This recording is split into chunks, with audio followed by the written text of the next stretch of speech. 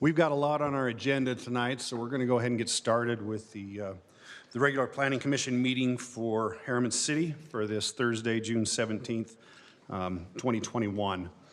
We appreciate everybody being here. We're going to begin with a Pledge of Allegiance that is going to be led by Mr. Jonathan Bowers for us, so please come forward.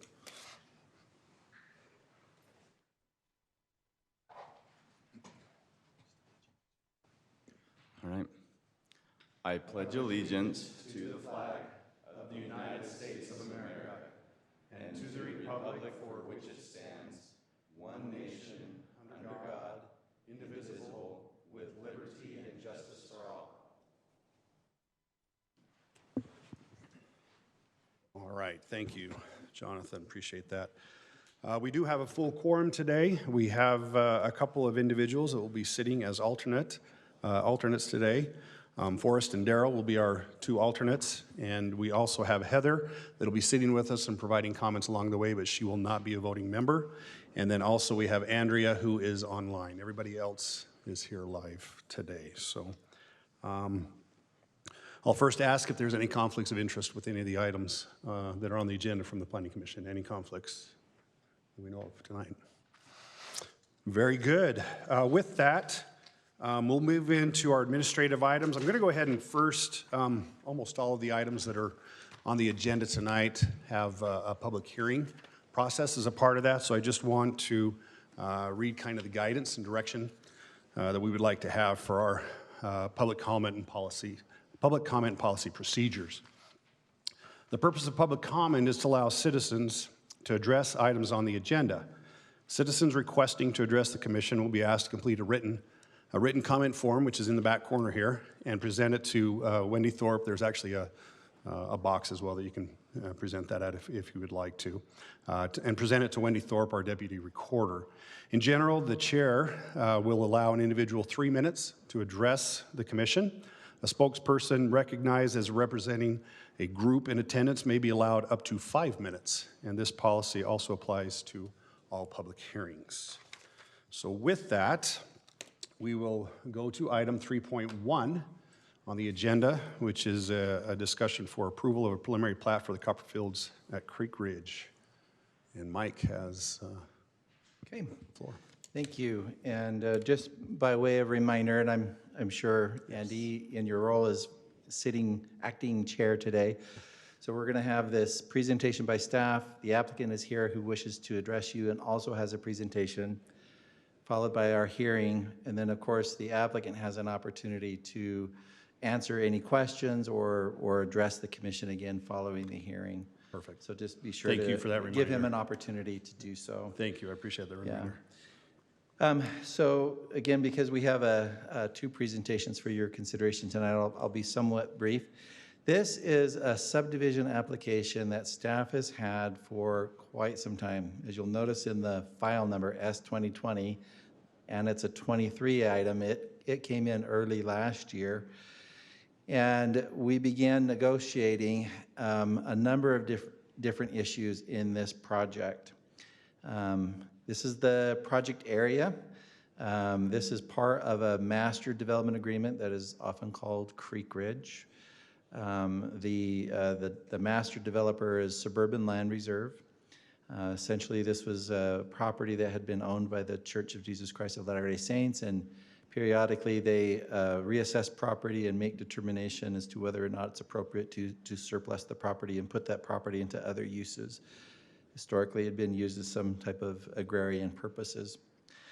And you can see on the left-hand side of the screen, which is actually on the south end of this street cross-section, we've already seen single-family development within this project area, this master development agreement.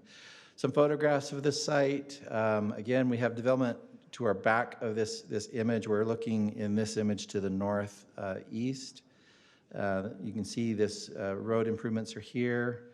And then this is just pivoting towards the west, so we're looking northwest, and that building that's out in the middle of this image is Bullfrog Spa. And of course 118 south towards the north, and you can see Daybreak Homes there also kind of on the ridge. And then turning a little further to the south, there's a drainage channel that is flowing through this site. This is the master plan. This was an image that was inserted in your packet. The development agreement identified certain areas. Each area has a density, a maximum number of units. You can see we've planned some open space in the future. 6400 West is not constructed in this section yet, and you can see this area B. Again, this is the area of the proposed subdivision. And then the C2 zone, which is still being preserved. That zoning is still in place. It is zone C2 right now. But that corner parcel is not part of the plat. The plat is, and we'll take a closer look at that. You can see how this relates again to the existing neighborhood to the south. One of the key things that we worked on with the development partner is to line up streets so that we're connecting. Primarily what we're trying to avoid is left-hand turn conflicts so that we avoid head-on collisions as people are moving in and out of the neighborhood. Let's see some other images here.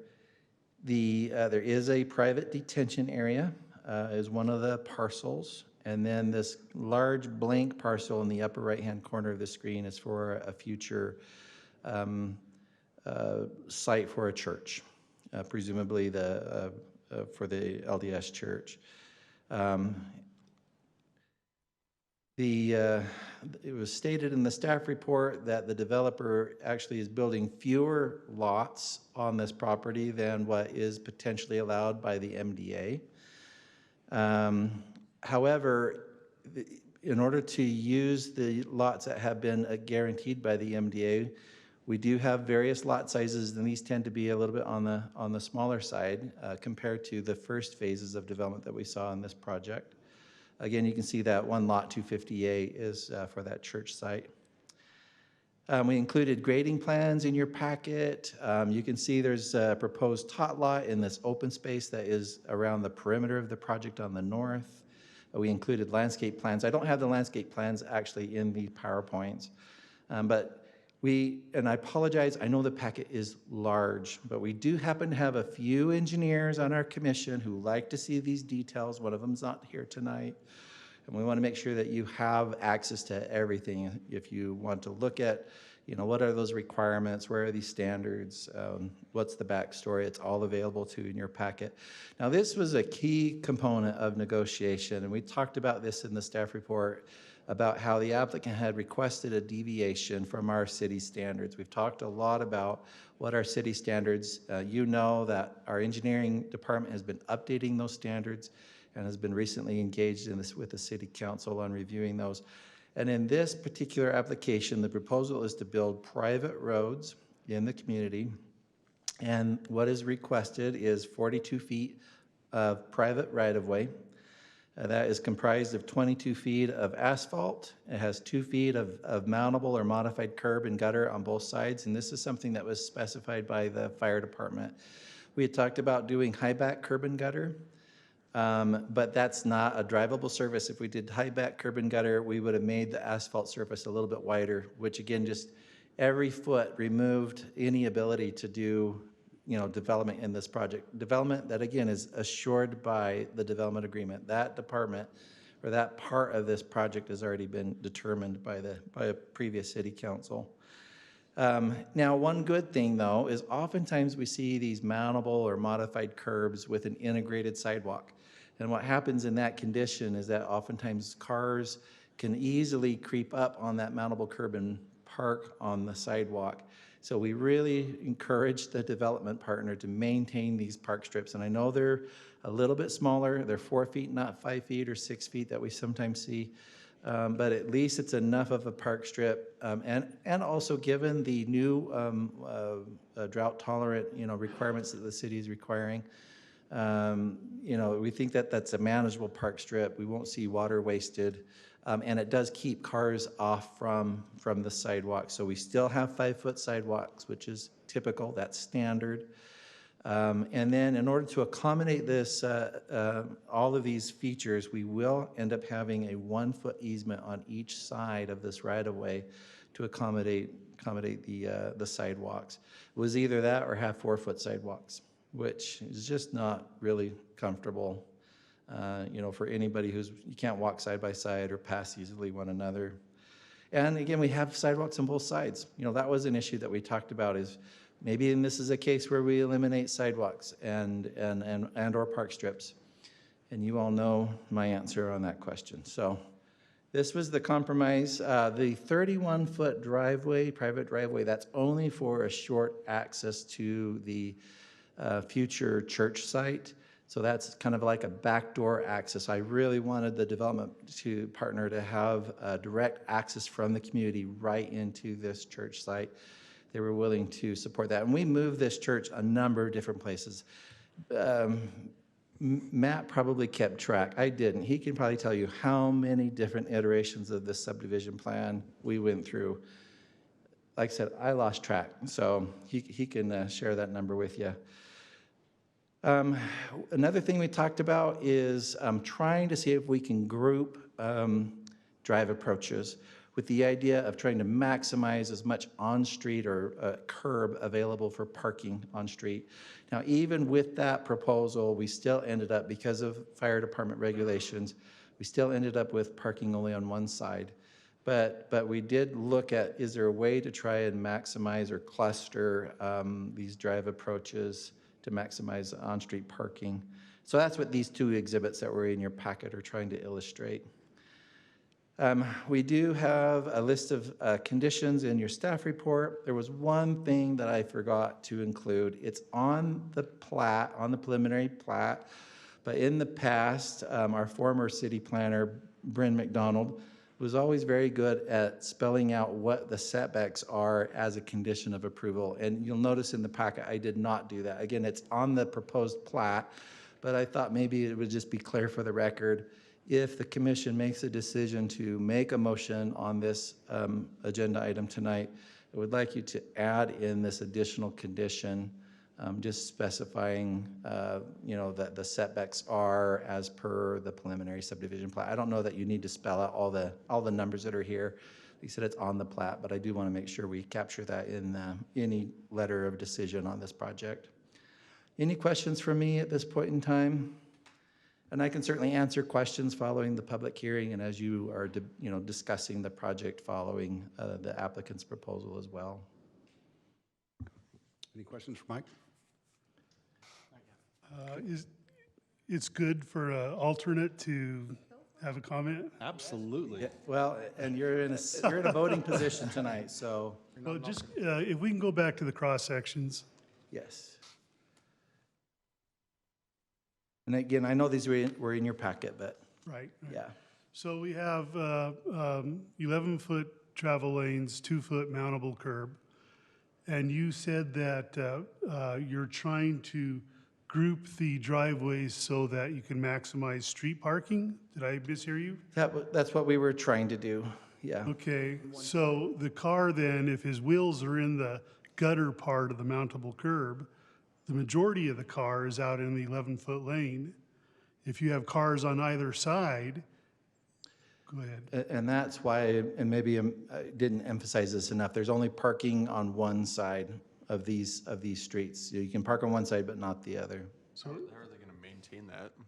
It'll be signed and striped. And you've probably seen that in a number of our communities where we'll put no parking, on one side of the street. And bicycle considerations, is that what the sidewalk is, 5 foot?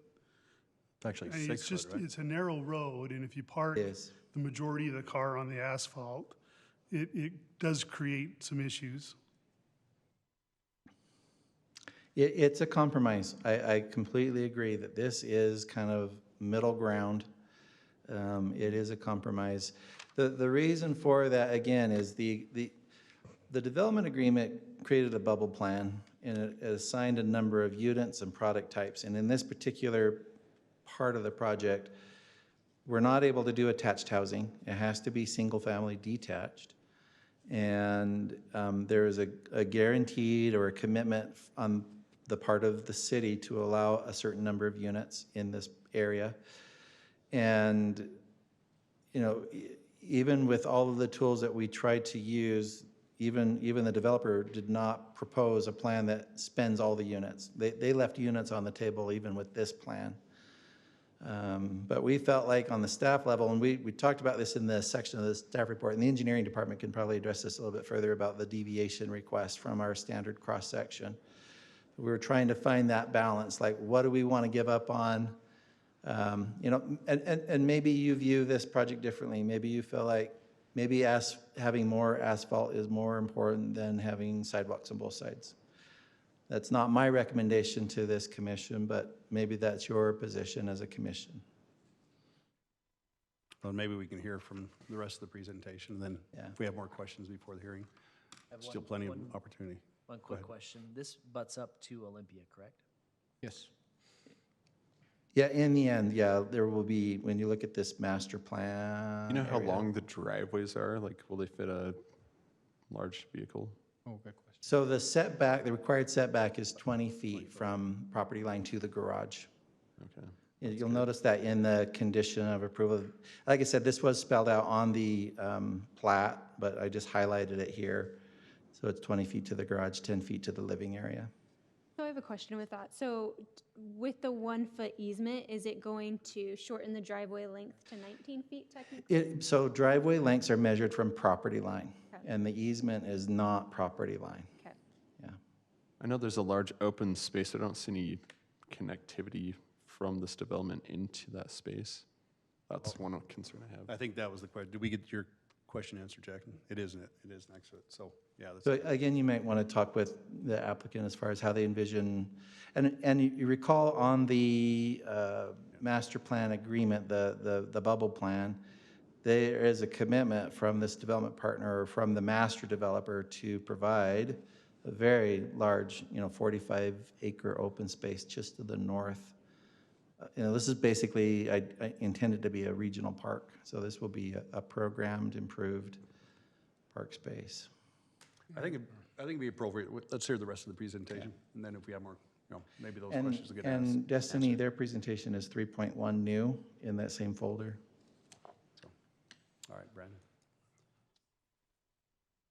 And maybe he'll address some of the questions we had already. So anyhow. Yeah, good evening, Mr. Chair and Commissioners. Appreciate your time this evening. My name is Brandon Watson with Edge Homes. So yes, I do have a presentation that I'd like to run through with you. I know you got a full agenda tonight, so I will try not to repeat what Mike, I know we've got a few of the same exhibits, so I'll try to hustle through that. So. Congratulations on being first then on this Yeah, agenda. right, I feel honored, thank you. So, okay, yeah, Copperfields at CreekRidge. So I think hopefully most of you know the general area of where we're at. Do I control this from here? Okay, sweet. I just kind of want to, before I dive into the site plan, I'd like to give just a brief history of the CreekRidge development. Like Mike mentioned, this is owned, portions of it by Edge Homes and other portions by the Church of Jesus Christ of Latter-day Saints. And so we have contracted with the church through their Suburban Land Reserve SLR division, which is their for-profit arm. When they're ready to sell property, that's who sells property to individual builders or developers. So we've contracted and purchased this piece of ground, and we've also built previous phases of CreekRidge and CreekRidge West. And so with those developments, we have constructed Harriman Boulevard, this first section that you see in green. So this was a very large road cross section that we built. It provided obviously access to CreekRidge and the frontage of the LDS Church that you see there on the bottom of that green bar. We've spent well over $800,000 constructing that road, which the development agreement, if you guys are looking for a great read, it's a short 350-page documentary that it would put you guys right to sleep. So it's a great read, but it's very specific in there as to who builds what and when that's supposed to start, who is supposed to pay for it, who's supposed to maintain it, et cetera. It's a very detailed plan. So Harriman Boulevard is a public road to be built by Harriman City. Edge Homes has fronted that cost. Like I said, it's about $832,000 that we have a current reimbursement agreement with the city on. The next section when we came into CreekRidge West was to build the rest of Harriman Boulevard to the westerly edge of the property. Like I said, we had constructed that and we fronted the $900,000 to build that section of Harriman Boulevard. I do want to point out that CreekRidge West, I may have come in kicking and screaming to Wendy and a prior administration that this park needed to be placed elsewhere. And they reminded me that, you know, these residents over here need to have a park. And so we went ahead and worked with staff and came up with this CreekRidge West Park. It cost us over $400,000 to build this park, and part of the development agreement, it specifies that certain amenities are reimbursable, and so we are awaiting that $40,000 of reimbursement. You may remember back in, I believe it was 2013, when there were large rainstorms that occurred out in this area and flooded out Harriman High School. It flooded out 126 South down through the cemetery. It was a disaster. At that time, Salt Lake County Flood Control had put in their capital facilities plan project to reroute Copper Creek over to Midas Creek. When we came in and started CreekRidge and CreekRidge West in working with staff in Salt Lake County, we had spent about $1.5 million constructing this Copper Creek, what I'm calling the Copper Creek Flood Control Facility. And essentially what this does is prevent all of the drainage and watershed area from coming off the West Hills down and prevents all of that flooding. It routes it over to Midas Creek. And again, this was all in conjunction with Salt Lake County Flood Control.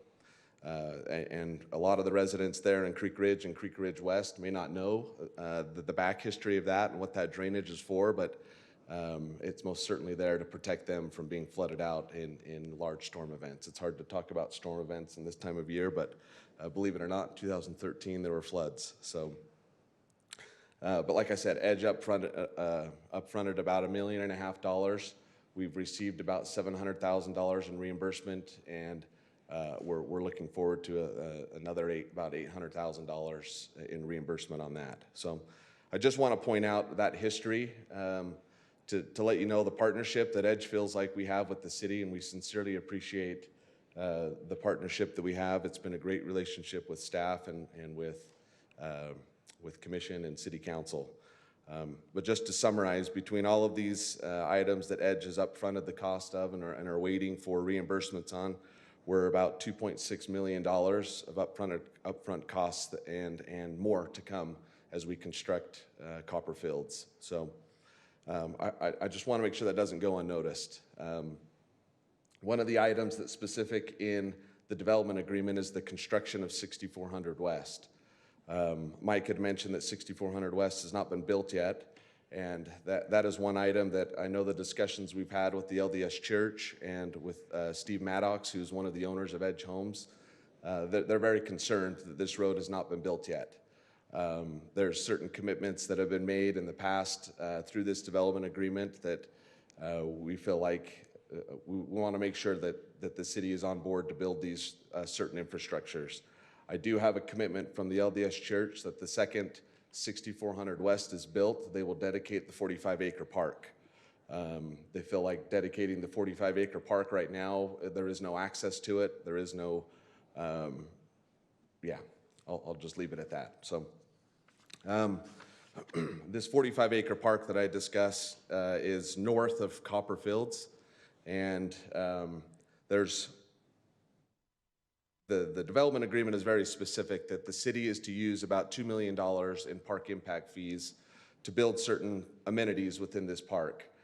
In addition to that, the city is to go to Salt Lake County Parks and Rec Department and seek additional funds up to about $8 million.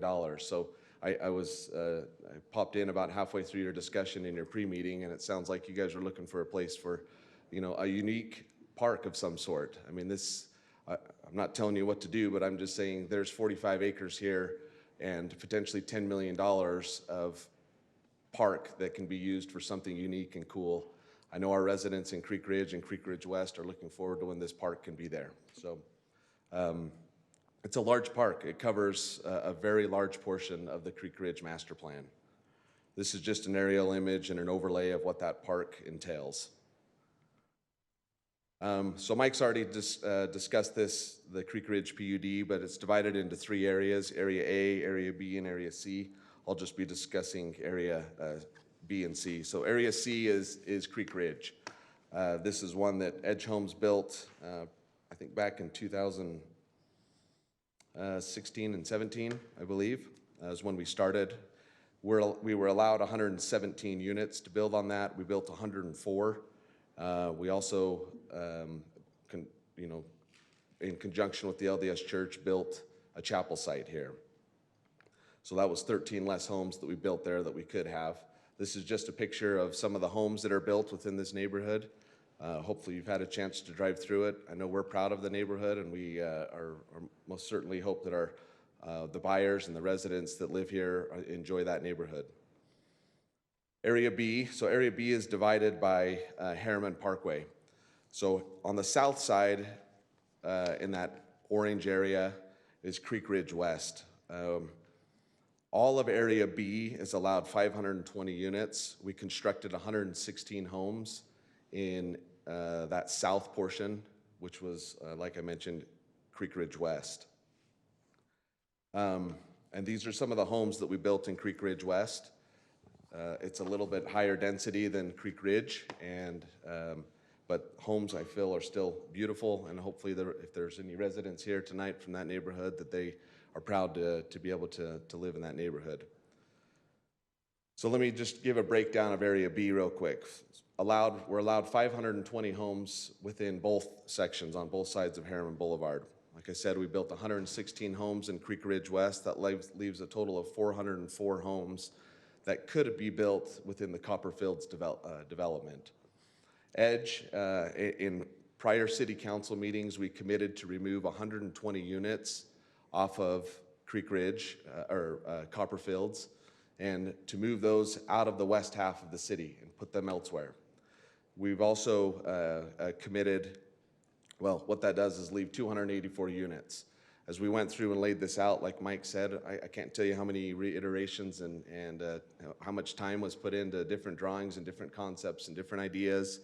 The plan that you see before you tonight has 257 units. So that yields essentially 27 units under the allowed count once we remove that 120. So we're 147 units less than what the allowed number of units in this area is. As you can see, I mean, that's a significant decrease. I don't know of any other developments within the city that have come in and drastically reduced that many units on 40 acres. So what is the impact then of having these less units and Edge's commitment here? So you're gonna have fewer cars, right? You got CreekRidge that's out on the west side of the city. That's a lot less trips that are driving through your city. Most everybody, connects to I-15 for work or Bangerter Highway or Mountain View Corridor, I guess, once that gets completed. But that's a lot less trips that are coming through the entire city to get out there. You also get a much more cohesive subdivision layout. You have better architectural variety. We enjoy seeing our buyers come through our design center and they select. It's cool to see what the trends are as they evolve. It feels like on a daily basis. And it's neat, and our eyes have been open to a lot of creativity that comes from our buyers that come through our design center. And then you get larger single-family lots. And that yields a quality community. It yields that neighborhood feel that I think we all desire. So that's just a long history of CreekRidge, and I know there's new members on Planning Commission here, or those that I don't know, and I just wanted to bring that up, everyone up to speed on that, and hopefully this will help explain the method to our madness as we work through this. So Copperfields at CreekRidge. This is the site plan that we see here. LDS Church, like I said, is on the right-hand side. They're anxiously awaiting 6400 West to be built. They have plans to come in immediately and start building this LDS chapel site.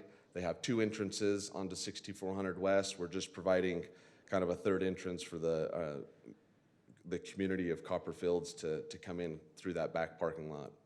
I'll get into the details about the private detention area and some of the other green spaces around there. But I mean, Mike's spent countless hours going back and forth with us, many DRC meetings. We've had a neighborhood meeting that, although not required by the MDA, we went ahead and did that to get some feedback from individuals, especially regarding the commercial area, which is to the right-hand side of that green private park area. I want to spend a little bit of time on this slide here. And I got to give you guys kudos as the city, as you guys are really leading the charge right now on being water wise. I was reading on KSL earlier today that lawn, the word lawn has become, you know, the new 4-letter word. And it feels like in such a dry and drought state that we're in right now that you guys really are leading the charge by requiring park strips to be xeriscape. And I think it's genius. And at first, I really struggled with the idea because I was nervous of what that would look like long term. And I worked with Heidi on your staff extensively to try to figure out what we could do to really make this look good. It's still a new idea to us. It's still a new idea to all of Utah, right? Xeriscape is oftentimes, I guess, confused or the word that's often thrown out there is just rocks. That's not what we want to do here. So we have committed to Edge Homes as we've gone back and forth internally with our own members of the team, and we've decided that we want the HOA to maintain these park strips. I don't want someone to rip out a bush and not replace it. So we do want to have that owned and or at least maintained by the homeowners association. I think that'll really help keep this area nice and beautiful and really preserve the longevity of this xeriscape. We have had extensive conversations with UFA regarding the road cross-section. We've met their needs. They restricted parking on the one side of the roadway, like Mike had mentioned, and we're fine. We've had HOAs set up to police this and monitor this, and it works, and it's fine, and we feel comfortable with it. This is a very walkable community, many sidewalks and trails throughout. And you know, the consolidation of driveways, I think it was genius on Mike's part. I've got to give him props to that in order to really maximize. You know, when you have a smaller frontage there, it's important that when mom comes over on Sunday with her casserole, that she doesn't have to walk too far to get to your house. And so I really got to give Mike props to helping us maximize that. We often joke around in the office that it's good to put lawn in parks and not in park strips. And so we just, again, I want to commend you as a city on making these park strips water-wise. These will be private tree-lined streets, again, owned and maintained by a homeowners association. And like I said, yeah, we got walkable streets, and this is exclusively single-family. There's no multifamily within this development. So let's put the lawn in the parks here. I want to talk about this private community park. One of the biggest things that we struggled with, and one of the discussion points that we had in our neighborhood meeting, was how do we buffer the commercial area that's going to come on the corner of 6400 West with the rest of the development. So what we decided to do was, let's place this park down here. Let's have a place that we can go and throw a Frisbee. Let's go play a little game of Sunday afternoon baseball, whatever your sport might be. So as we work out the details of that, ultimately we decided, I think the best use for this is a fun play park for people to go to. I want to talk about the public trail system that runs along the west and north half of the development. So this currently runs alongside the Copper Creek reroute drainage. And one of the concerns we had was, what is that going to look like on the back? How do we make this a safe trail and a way for people on the other side of that live in CreekRidge West and CreekRidge, how can they access the 45-acre park?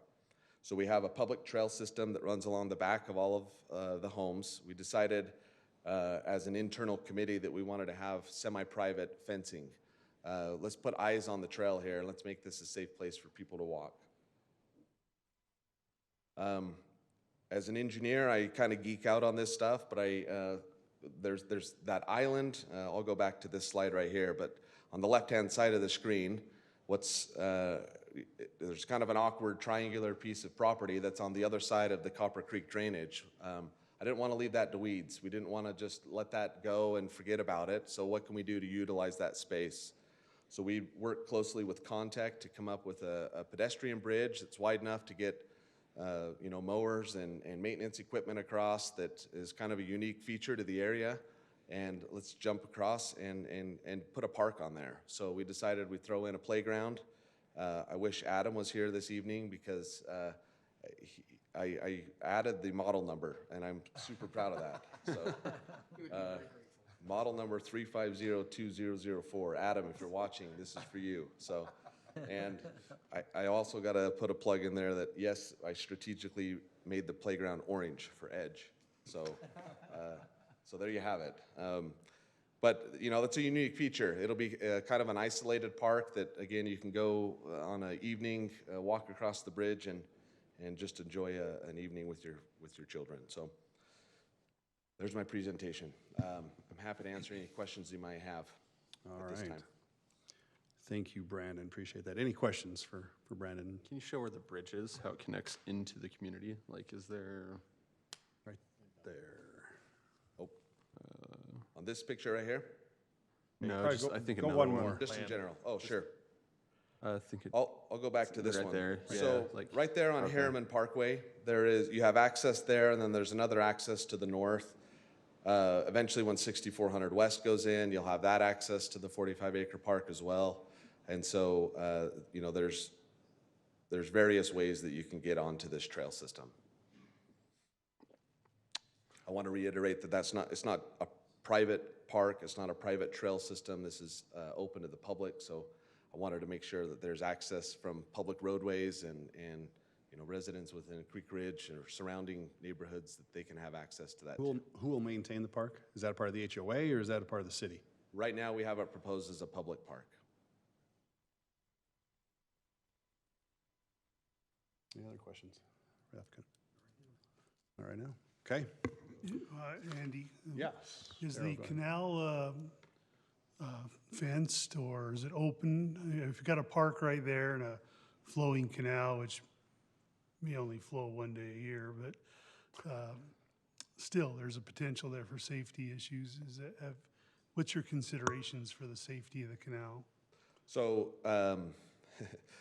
that's a great question. Right now, we don't have a fence proposed to go around that park. We do have one on the back of the residence that might, have small children playing in the backyard to keep them out of there. But we also didn't want to barricade that in there and just have that be its own isolated corridor, to leave that open and kind of have a nice trail system through there. So if we need to throw up a 2-rail vinyl fence or something around there just to delineate and potentially keep kids' curiosity at bay, then. And Daryl, I've never seen Okay with water. In 10 years, I've never seen water. Yeah, I agree. We live in a desert. And even, because there's other parks along the trail system that aren't fenced Yeah, I off. was just and gonna say, trails. I know this was reviewed by our Parks Department, and we will continue to look at this issue as far as, the design and maintenance, but yeah, I think what is being proposed is fairly consistent with what we've done in other places in the city. Okay. All right. Well, thank you. Oh, I do have one question. And hopefully I'm asking in the right time slot here, but on lot sizes, under Appendix B, you had noted lot sizes as being between 50 and 70 feet wide and 100 to 120 feet deep. A large portion of these lots appear to be 45 feet by 90 feet. And so I was wondering why the change in lot sizes, or if that's allowed under your MDA. Are you talking Appendix B in the development agreement? Yeah. So, yeah, I think that's kind of where the chicken and the egg happens, right? I mean, so all of Area B, which is allowed 7 units to the acre, and a total of 520 units. Like I said, we removed 147 units in order to try to keep these within a certain tolerance there. And so, you kind of juggle that, right, as you go through and lay this out. We've designed these specific to a lot of our home plans so that we're not putting tiny homes on big lots and et cetera. And so, we've always just kind of juggled that internally to say, okay, what are the lot sizes that we need that would fit some of our most popular plans, and let's try to put as many of those lot sizes in there So that was kind of the method that we had used on selecting lot sizes. Okay, well, I just look at it, so if it's 45 feet and you just subtract 5 feet on each side, we're down to a 35-foot wide house, Yeah, we don't, fairly narrow. yeah, we had, in fact, in the last, I would say 2 weeks, we had shaved off 10 more units to what you see today because we wanted to try to minimize the amount of 40-foot wide homes. I think we only have, is it 14 or 17? Yeah, we only had 14 40-foot wide lots. And so the majority of them are going to be in that 48 to 53-foot wide range, which again, like I said, they're specifically designed for a lot of our popular floor plans. But we've really tried to minimize the amount of 40-foot wide lots that we have. But it is less than what's in your MDA. If that's what Appendix B says, sure. Okay. Okay, thank you, Brandon. Yeah. We may, have a seat. We'll go ahead and move to the public hearing and then have an opportunity for you to come back if needed. So, all right, any other discussion before we open up? Okay, with that, just as a reminder, this is on for public hearing, so we'll go ahead and open the public hearing at this time. Anybody who would like to come up, please state your name. And again, there was a few people that came in a little later. Just a reminder that 3 minutes per individual, and if you're representing a group, you're allowed 5 minutes. So go ahead and open that up.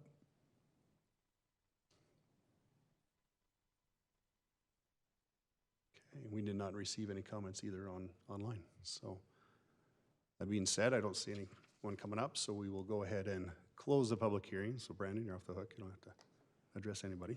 But all right, any other discussion from the Planning Commission? Or any other questions? Go ahead. Go. Who wants to go? You want me to say Comments, something? go Okay. ahead. Just go, yeah, start. I I got a list. I don't know that I was here when we did the MDA or density. I could have been, but just a question where we're compromising road widths and things like that, but getting a 45-acre park. For me, if something like this comes back, I would, fight for having adequate widths of streets and getting a smaller park. That's just a comment that I have. Okay, thank you. Go ahead, Lauren. And before I say this, I do recognize, Brandon, I know that Edge has been a partner in the city. I do recognize that, especially, you sponsored the rodeo. There's, you guys are good partners. That being said, I've got a lot of concerns with this. I know, and Michael, you can correct me if I'm wrong here, but just because an MDA allows that number of units, does the city have to, do we have to compromise in other areas to allow them that full number of units, or is that just what their lot is? So the way I read an MDA is they're allowed that many units. Do we have to allow them to do that in any way? Because to me, they're going below their lot sizes. We're compromising on the road widths because they feel like they're given a certain number of units. And I think we're compromising a lot because there was an arbitrary number out, I guess not an arbitrary number, but a number out there. And I feel like we're giving up a lot right now, and the city's not, in this exact development, I don't think we're getting a great development. I don't love this product. One, access to a trail system, honestly, a park great, I love that they're throwing the park in there, but I don't see that park getting used. I don't think there's enough access to that park. I don't think there's, one trail through the development. I just don't think parents are gonna go around to go to that park. I don't think that's gonna get used. I just have a lot of concerns. Those are my concerns. I don't know what we can do to. Yeah, and that was a question that was asked early on by staff, and we had consulted with our city attorney, Jason Dreezy, so I don't know if he might want to add to this, but essentially as we re-looked at the language of the MDA, it does state that the city should work creatively to essentially not create barriers to the developer in how they spend those units. Like, we've got to figure out a way as a partnership to facilitate this development that has been agreed to through this contract, through this agreement, the MDA. So again, I don't know if Chase, if you'd like to speak more specifically about the language of the MDA or what why we came to that conclusion as staff. But And maybe that would be the helpful background, is what the MDA allows with regard to what we're referring to as deviations from standards set forth within the development agreement and our city ordinance. So the CreekRidge development agreement allows for an administrative modification of the standards if they're supported by sound engineering principles. It allows a certain range of those administrative modifications to be made, one of those being road cross-sections, widths, and that's actually anticipated and contemplated within the project guidelines for CreekRidge. It states specifically that the design of interior streets should consider allowing the creation and use of non-conventional street standards.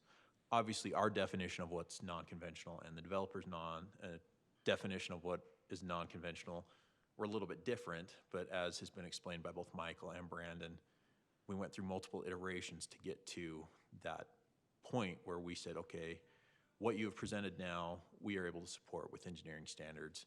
And Blake, as the MDA administrator, was able to make an administrative modification to that road cross-section standard for this development, as was authorized by the development agreement. So that's, again, how we got to that point with regard to the road cross-sections. And he has drafted a letter to that end that states how we got to that point, what considerations were made, what standards were looked at, and I know Jonathan Bowers has reviewed that letter and agrees with it as the city engineer. Any questions on? So if I reiterate, so maybe if I rephrase that, that means that according to the contract, the most important piece is the density, and all other standards are subjugated to that?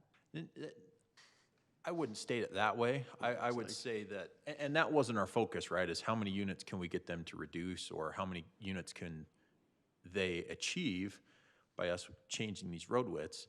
All it really says for us to look at is consider allowing the creation of non-conventional street standards. And that, again, has to be supported by engineering principles and sound engineering practices, which Blake and Jonathan and Justin were able to articulate, independent of the density. The number is what the number is, regardless of what the widths end up being.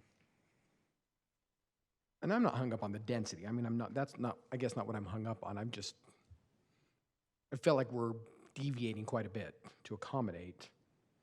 I mean, because we are accommodating the lot sizes. To me right now, hearing that's a bigger issue to me than even the roads right now. The lot sizes. Yeah, if we're deviating from that, I don't like it. I mean, and then to my one other point, Chase, and it got brought up, so I hope I'm not bringing up anything I shouldn't in this meeting, but it got brought up in one of our meetings a couple months ago that exchange of units from this development to the other is not, even though he's putting in this presentation, that MDA has not been signed by Suburban Land Reserve. That was an amendment that was never executed. So I'm not, to me, that's a non-issue.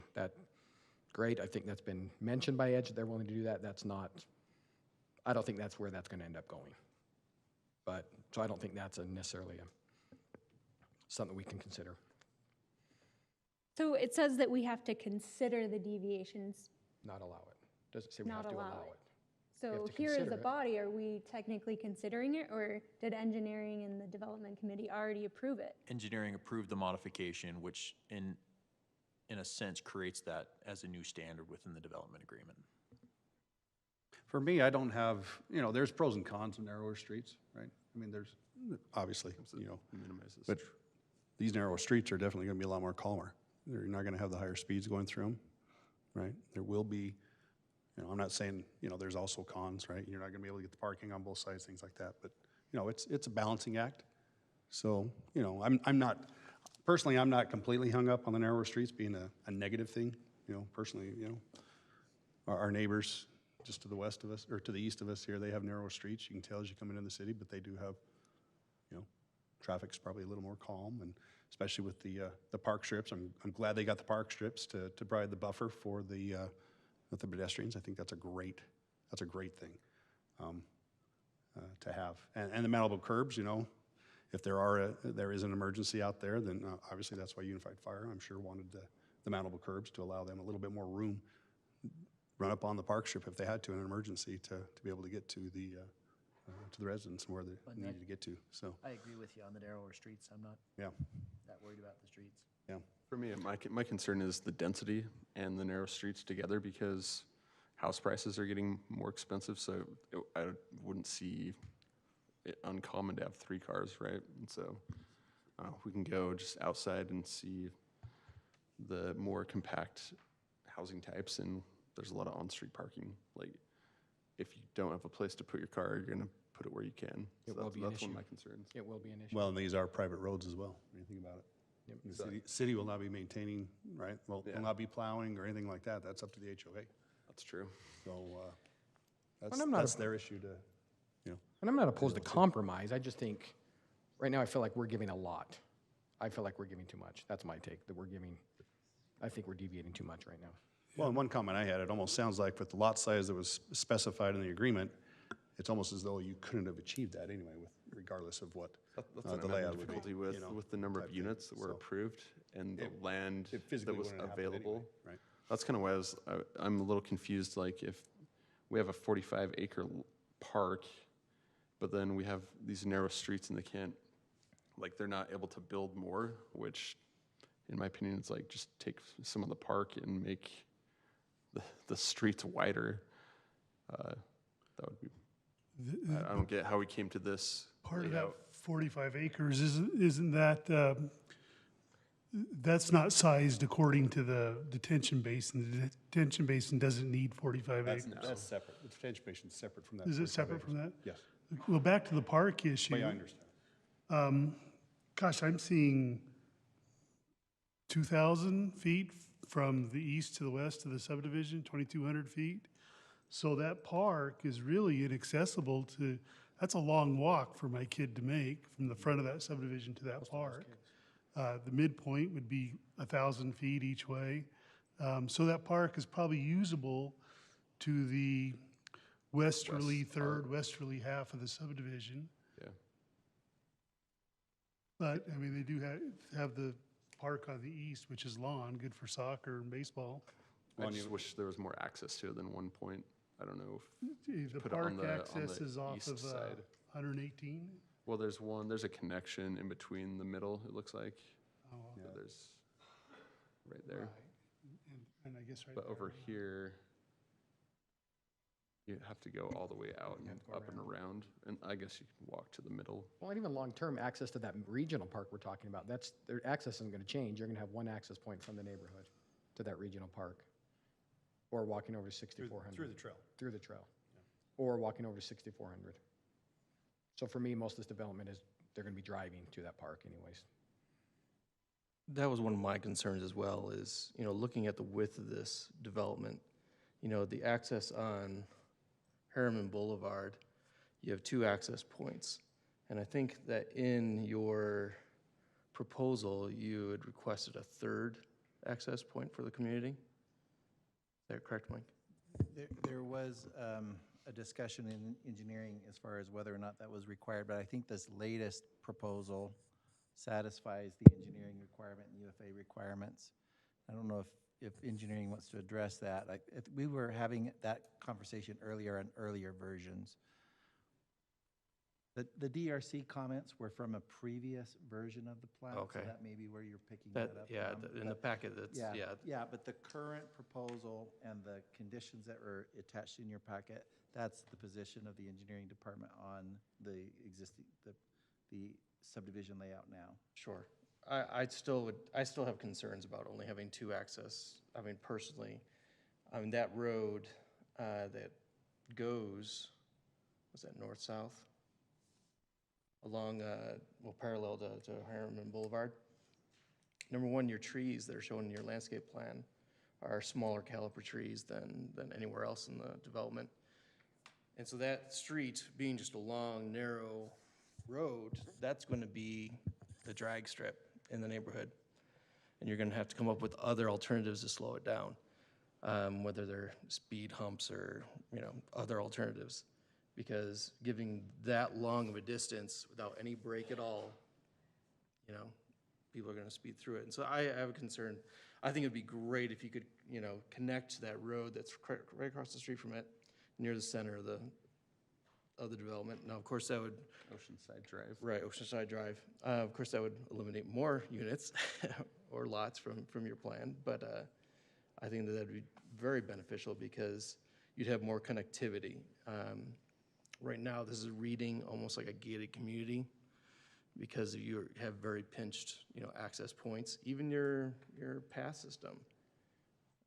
Like we said earlier, if I want to go to that little park that you're creating on the far left of the plan, and I live on the right side, I have to go all the way to the back of the park, or I have to go all the way to the front corner just to get onto the path system.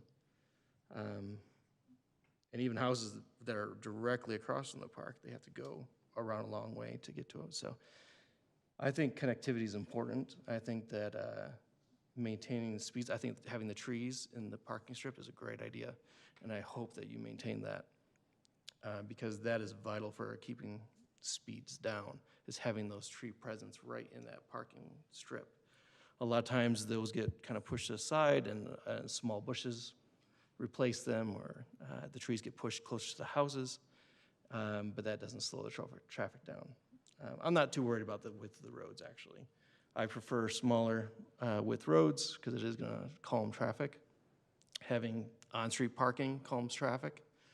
That all makes those, makes it a little safer. One comment that you made, and I must admit, I had not considered this before. You can see on the north end of the project, there is a trail connection through, or in between two homes. Right. Maybe doing something like that, near the park. Right. I would imagine that could be accommodated.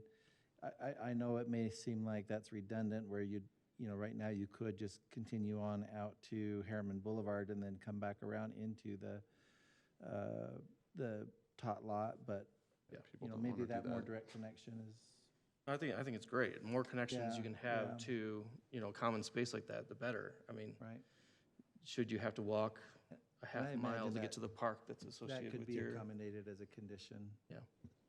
That would be mine too. It's just more connectivity to the regional park because it is a huge amenity, but obviously if you don't feel comfortable getting there or you can't drive, then you're not going. I think Mike brings up a good point, though. That can be a condition of approval, too, if we decide to move forward. We can put something like that into the motion as well.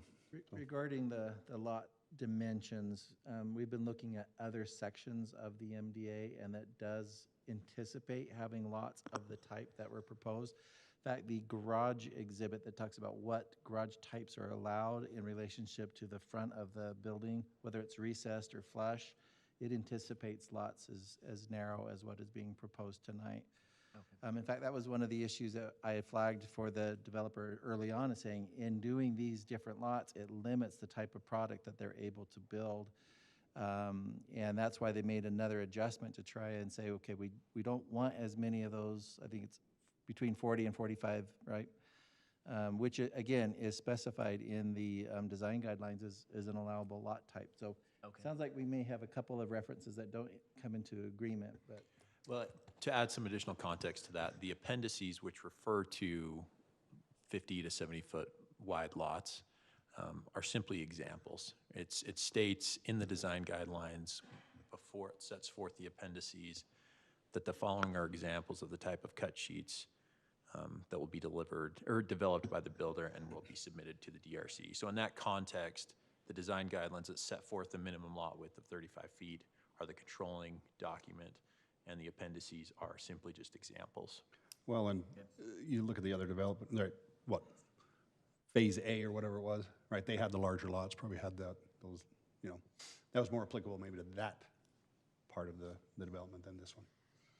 So, okay, good. So I see in our packet, it looks like lot 55 and 54 that does have a trail connection, but just doesn't show on this subdivision plan that we have before us.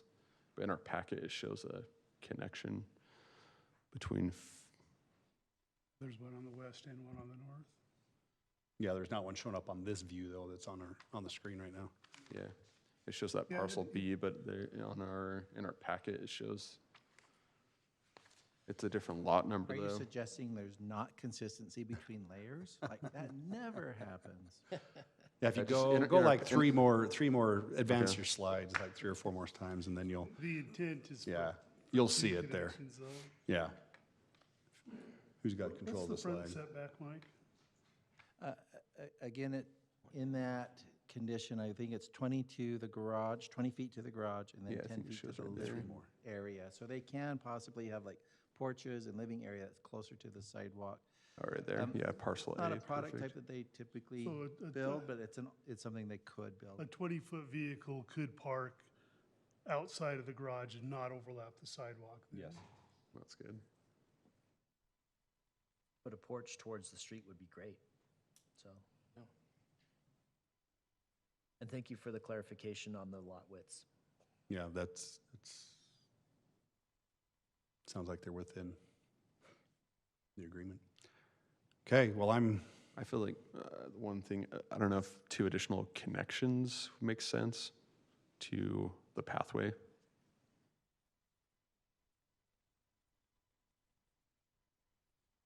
I don't know, like something between lot 38 and 39, and then something on the east side. I could see one more connection maybe there. Let's see. Maybe in between the 2 that are proposed that are on the screen right here.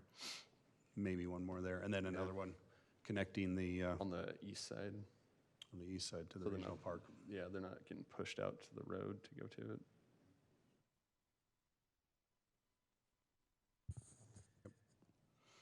Okay, Just for the commissioners, so you know, a lot of times we bring, it's kind of like 2 halves.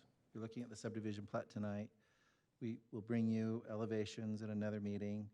And we've shown you the landscape plan, but we can work with the developer to address, if you decide to add another connection or 2, we can make sure we get that corrected and show that to you next time. Yeah. okay. Is there any other discussion? If not, I go ahead and entertain a motion if somebody's willing to make one. So again, this is just for the plat itself, Yep. just for the Just preliminary for the plat. plat. And it can have conditions, obviously, one way or the other. And find where the So, conditions are. sorry, just before because I've got to vote with my.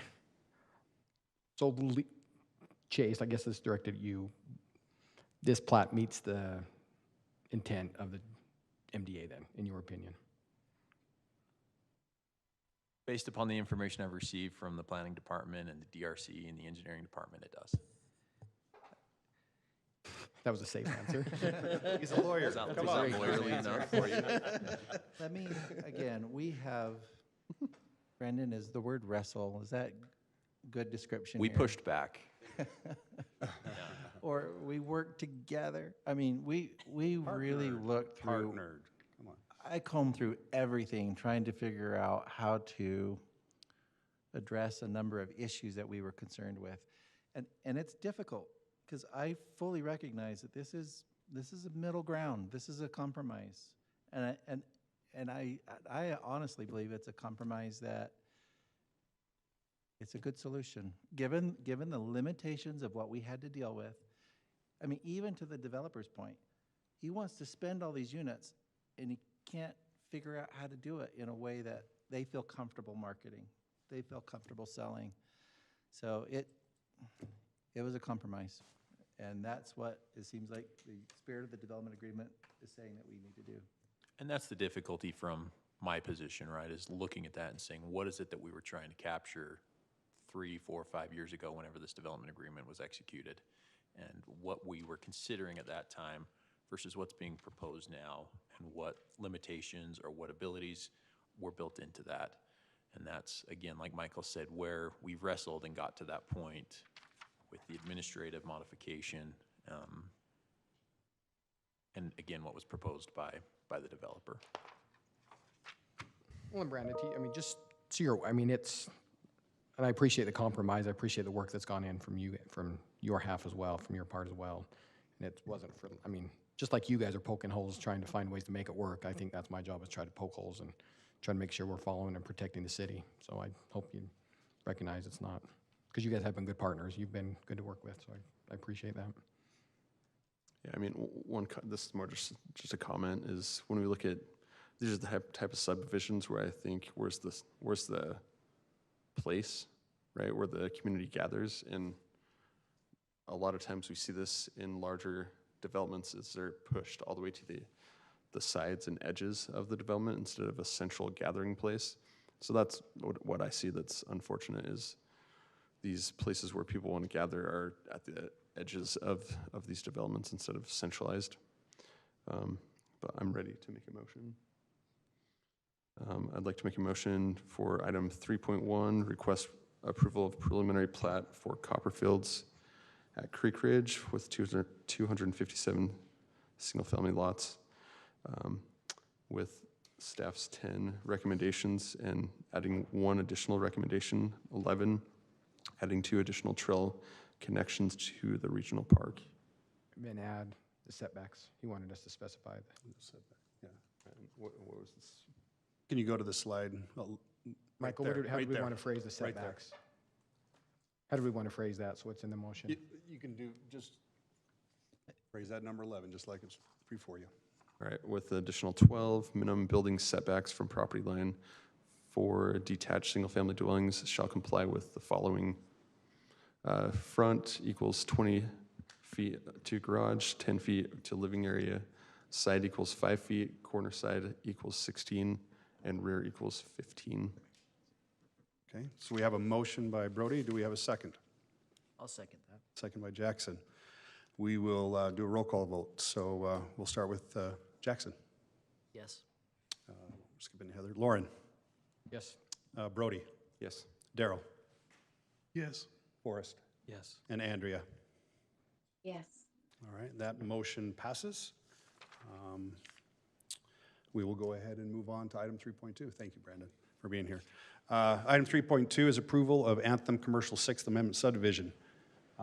Let's see, who's presenting? Mike will present. We'll turn some time over. Oh, Mike was walking up. I apologize. Apologize, Clint. Go Mike ahead. can present if he wants to. I'm fine. I didn't even look. Go ahead, Clint. All right. Well, I appreciate being here. That was an interesting discussion, and hopefully this one will be a little shorter. It's a pretty simple request. So this is in the Anthem commercial. It's for a 2-lot subdivision on 1.8 acres. And I believe we have the applicant with us here tonight as well that may want to speak to this.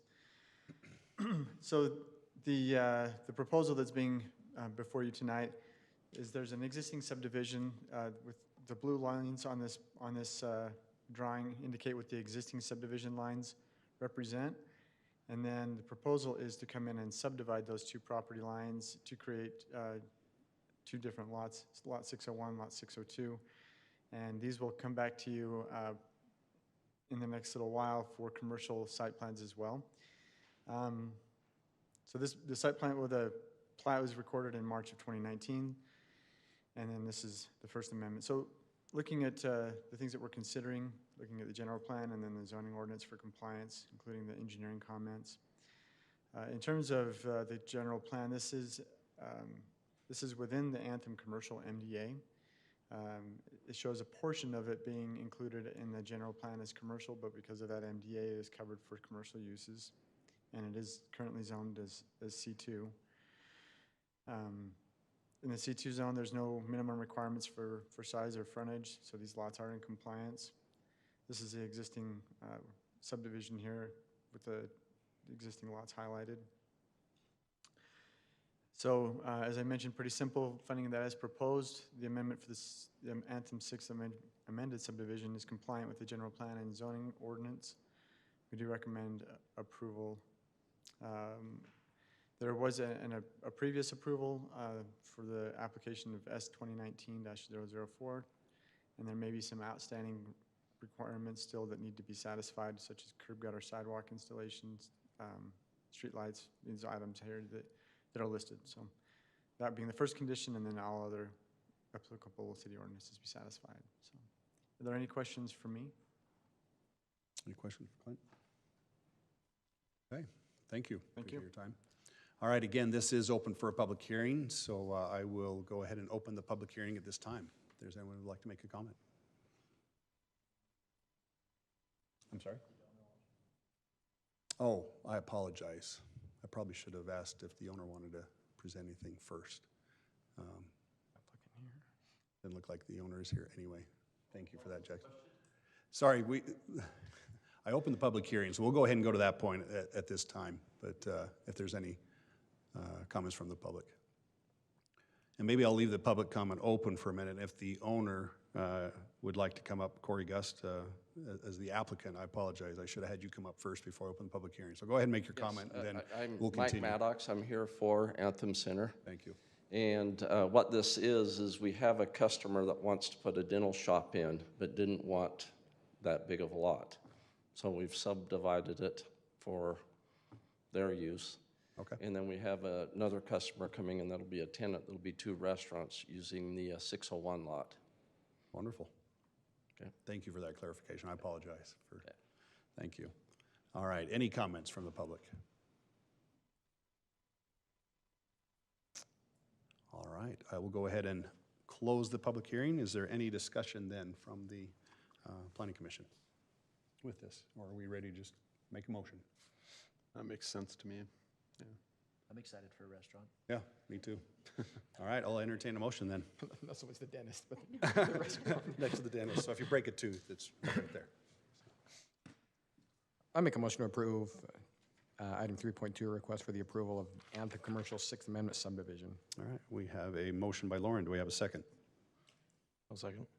Second by Forrest. We'll go ahead and start with the vote. Forrest. Yes. Darrell. Yes. Brody. Yes. Lauren. Yes. Jackson. Yes. And Andrea. Yes. All right, thank you. We'll go ahead and move on to item 3.3. I believe, Clint, this is also yours. Thank you. It is me, not mine specifically. This is for the applicant is Dan Reeve. He was with Perry Homes. So they're requesting to approve this preliminary plat for Hidden Oaks Pod 1, Phase 2. This says 33 single-family lots. It's actually for 34. That was my error, and I'll get into that a little bit more. So before you is the proposed subdivision. The existing lots have less lines on them. Those that were recorded, so there was an additional 30 lots that were recorded in April 2020. They're currently being constructed on right now. The new subdivision would complete this pod of the Hidden Oaks development and would create 34 additional single-family lots. So again, we're looking at the general plan for compliance and the Hidden Oaks MDA. Just for information, there was a public meeting or a neighborhood meeting held on June 9th. There was no attendees for that meeting, just by way of information. So in terms of the general plan, the area is shown as residential, and this also complies with the Hidden Oaks MDA. In terms of density for the MDA, there are 63 lots allowed standard in this area in Pod 1. As proposed, there would be 64 total lots. As you can see here, the density transfer, or the maximum with the density transfer is 76 units. So there will be 1 unit transferred from another area. It doesn't add to the number of units overall for the Hidden Oaks. So that's something that the applicant and the city will track and to ensure that those maximum units don't get exceeded.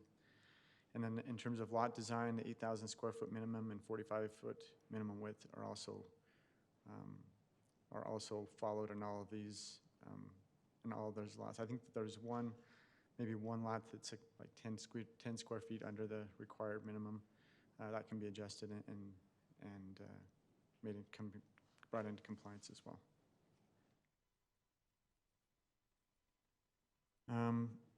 There is one consideration that needs to be resolved before the property or before the subdivision is recorded. So on the image before you, the red lines represent the existing lot lines.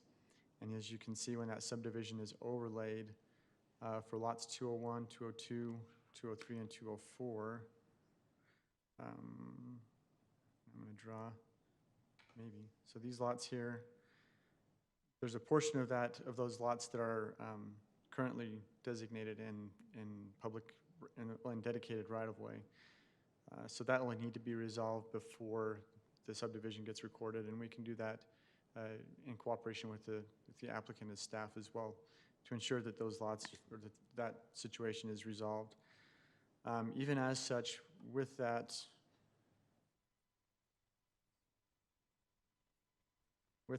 being said, even if the lots are reduced, as I measured it on our Bluebeam application, each of those lots did come out above the minimum required lot size. So that would still be in compliance with what the MDA and the city requires.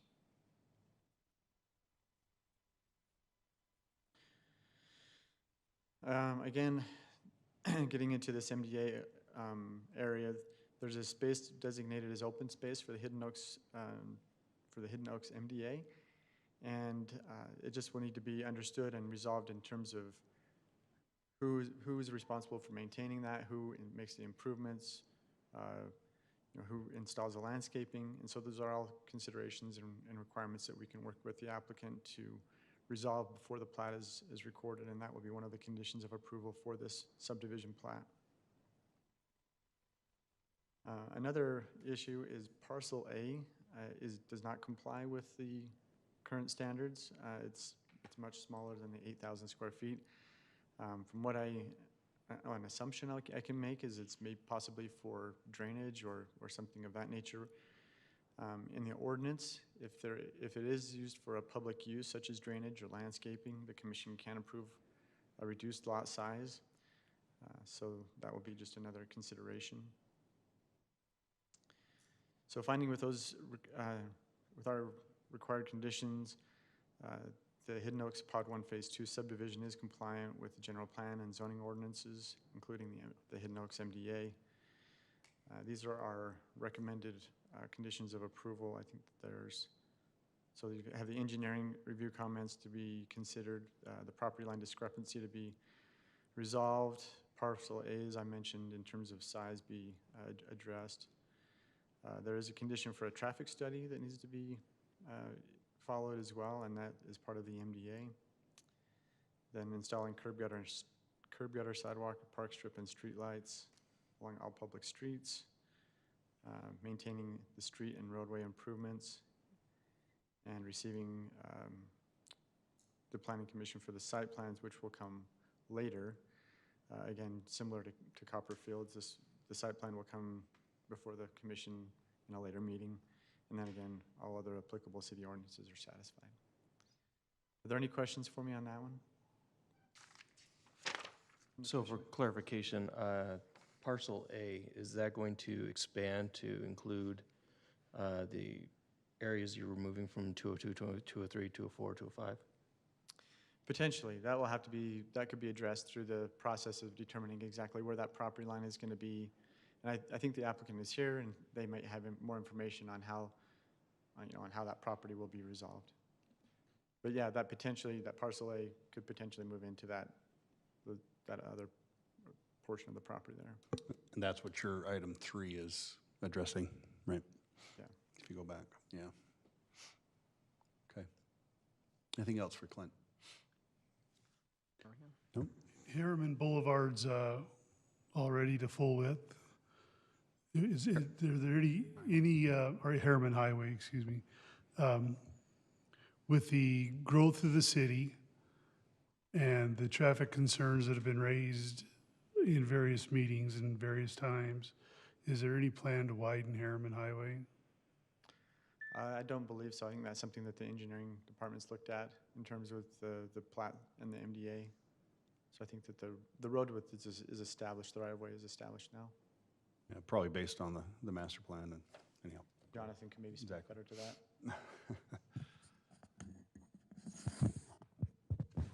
We got me a speaker here. Excuse me. So the road width plan for this particular project may not necessitate the full width for this particular development. However, it is, as part of this MDA, required for this to be widened along the frontage of the project. And I'm speaking of the project overall. But that's why you see the condition up there that they're required to at least improve the highway along the frontage of that particular project. And that has also been a project that's been somewhat separated from this and gone through reviews with the engineering department, and will essentially improve the roadway but we would tie its completion for at least that frontage to the project on this one.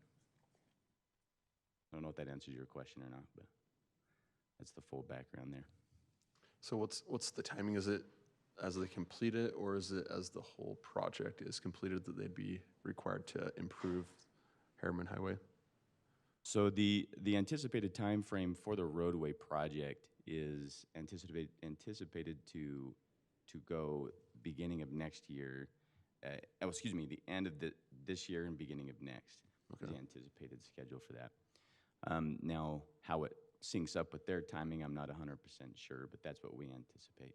Okay, thanks. Great. Anything else? Okay, thank you. Thank you. Appreciate it. All right, is the applicant here? Like to provide some more information for us? Go ahead and state your name, please. Hello, Dan Reeve with Perry Homes. Thanks for hearing this tonight.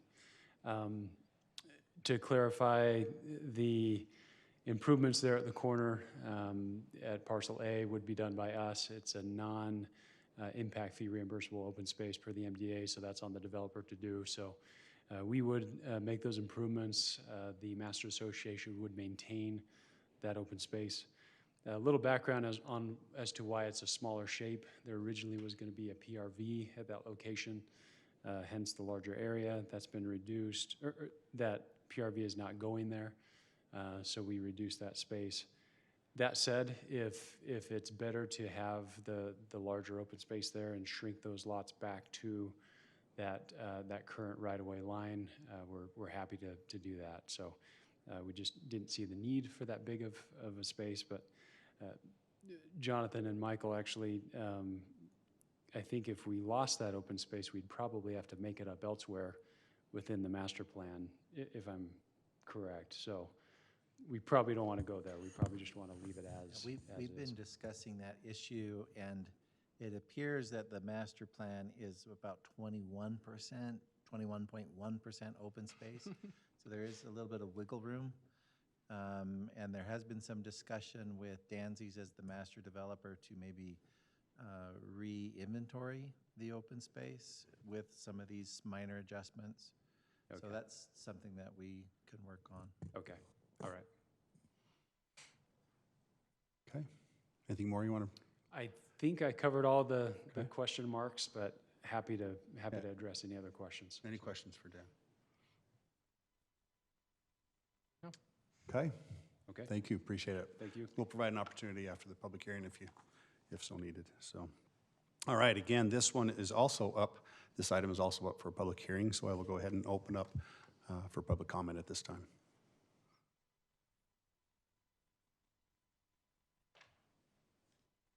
Okay, we will go ahead and close the public hearing on this item. Is there any further discussion from the Planning Commission on this item? So I think just more clarification from Mike on the adjustment of those two lots. If you said they had some wiggle room, does that mean we'd make an adjustment to one of your recommendations? Well, this was Clint's report. You might want to address that.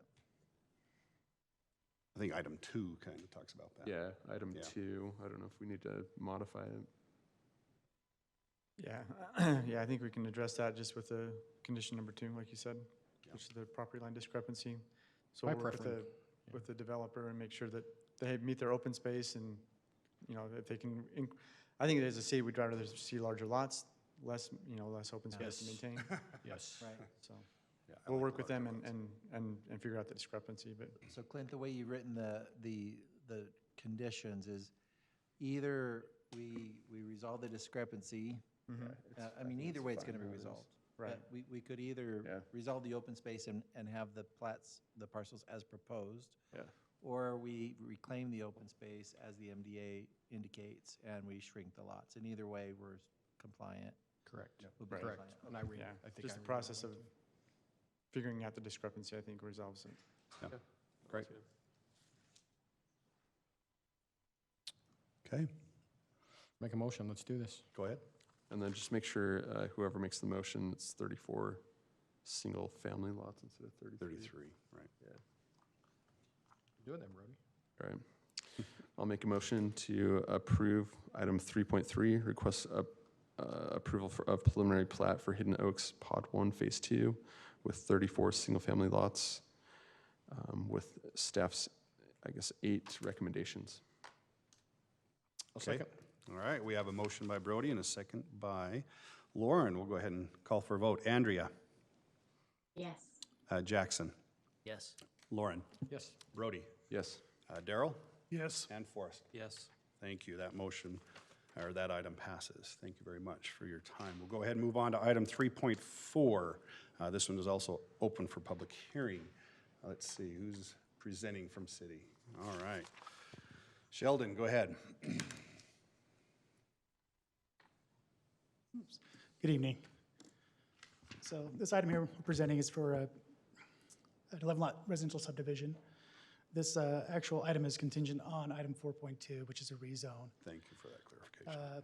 So as you know, you can't vote to approve this item until we hear back from City Council.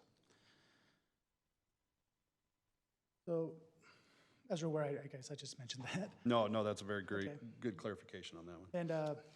And just to bring to your attention, this actual item was actually presented back with the rezone back in 2019 to Planning Commission. And it was actually continued due to the current zoning regulations that would not permit ag zones to be rezoned to lots less than a half acre. So it wouldn't allow any ag quarter acre rezones. So the client actually, applicant, resubmitted his application again. At that point, they actually held a public meeting in 2019 where they didn't get a lot of pushback from the community. They just had concerns about the housing type and just minor concerns.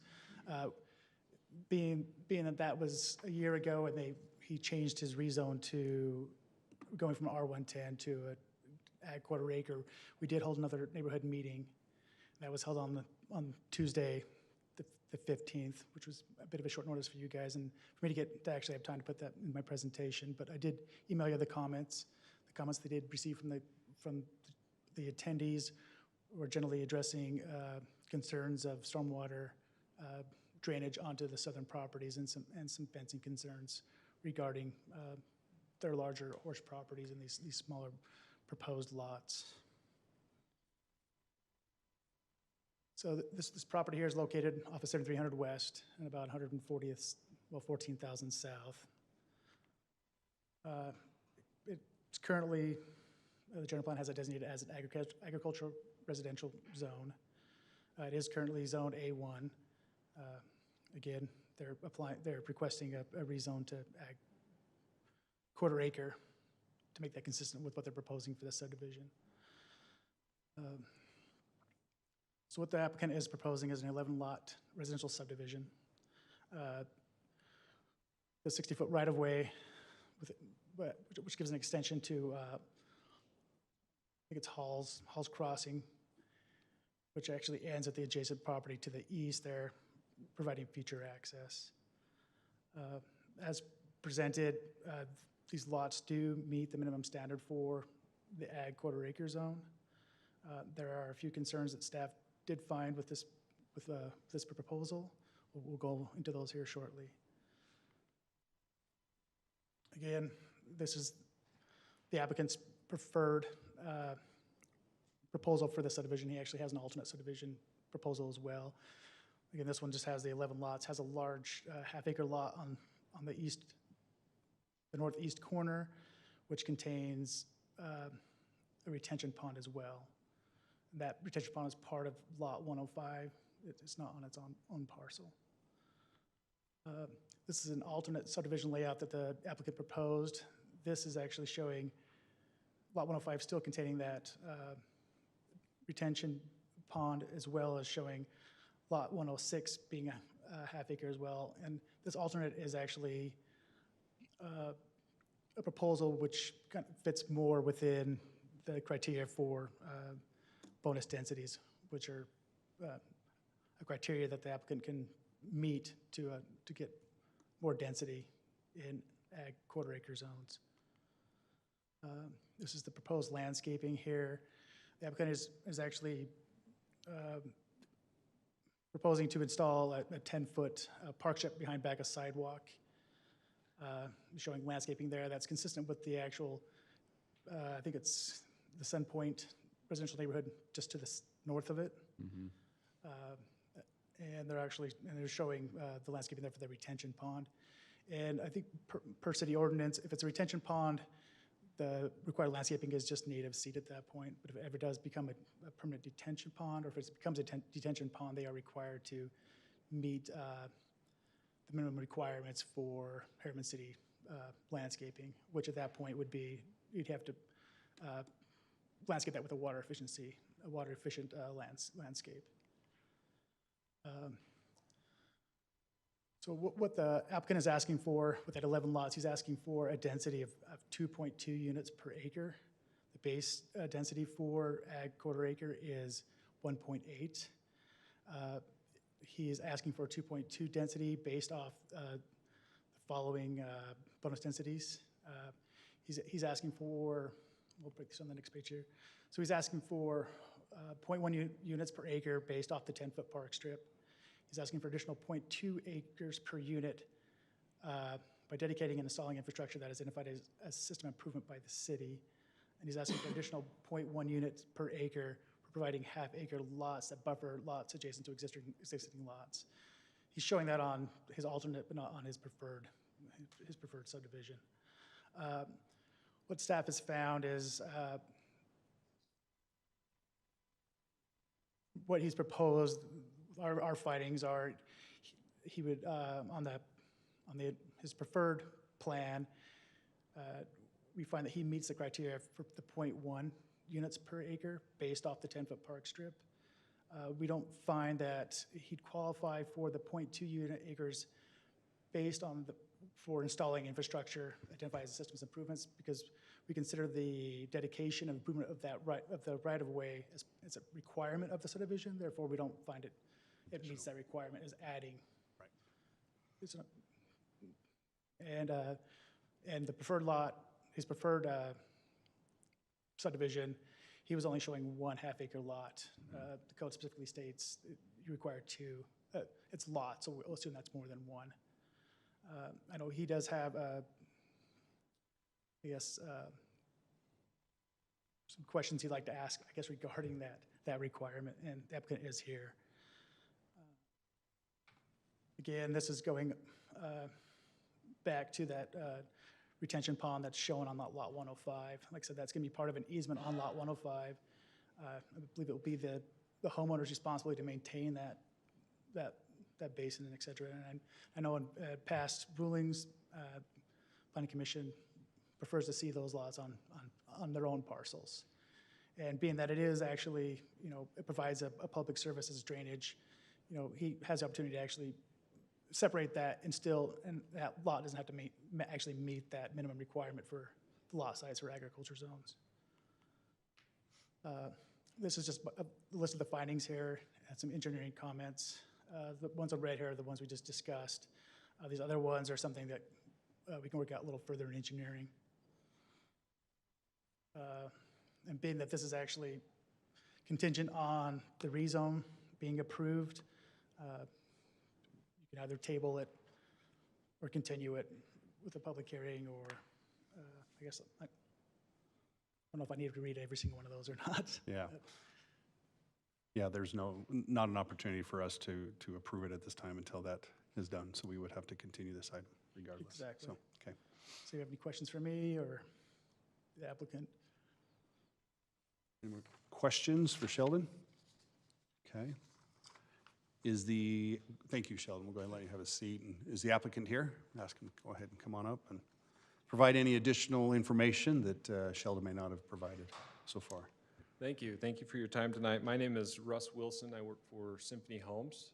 We've been building homes, custom homes along the Wasatch Front for a little over 30 years. We're building in surrounding communities, but this would actually be our first subdivision within Harriman. So we're pretty excited to be here. Just to give you a little bit of history, this has been a long time coming. We started with an application, a zoning application back in 2019. Our original proposal was for a 12-lot cul-de-sac design, but city staff recommended that we put a stub street into the neighboring property to the east, which we've done in our most recent design. There has been a little bit of misunderstanding or maybe some confusion on density bonuses, so this is still there are some revisions to be made and some more planning to do, but this is our, I guess you could call it our initial layout. Some of our thought process behind the density bonus was starting out with a 1.8 units per acre base density, obtaining a 0.1 credit for the 20-foot park strip, which will be landscaped similar to the park strip in the subdivision to the north. The half acre, a 0.2 bonus for half acre lots adjacent to agricultural property. You can see we've on our proposed layout, we've added 1 half acre lot that does include a detention basin, which I'll talk about in a second. But we were hoping for a waiver on having a second half acre lot. Our thought behind that is it's better for us to have wider lots for our building product. We build custom homes, a lot of wide rambler homes. A lot of them have carports and other things. So anyways, I've provided the alternate layout as well. We can provide the 2 half acre lots for that density bonus. But what it's doing is narrowing the other lots, which is fine. We would just prefer the other one. Let's see here.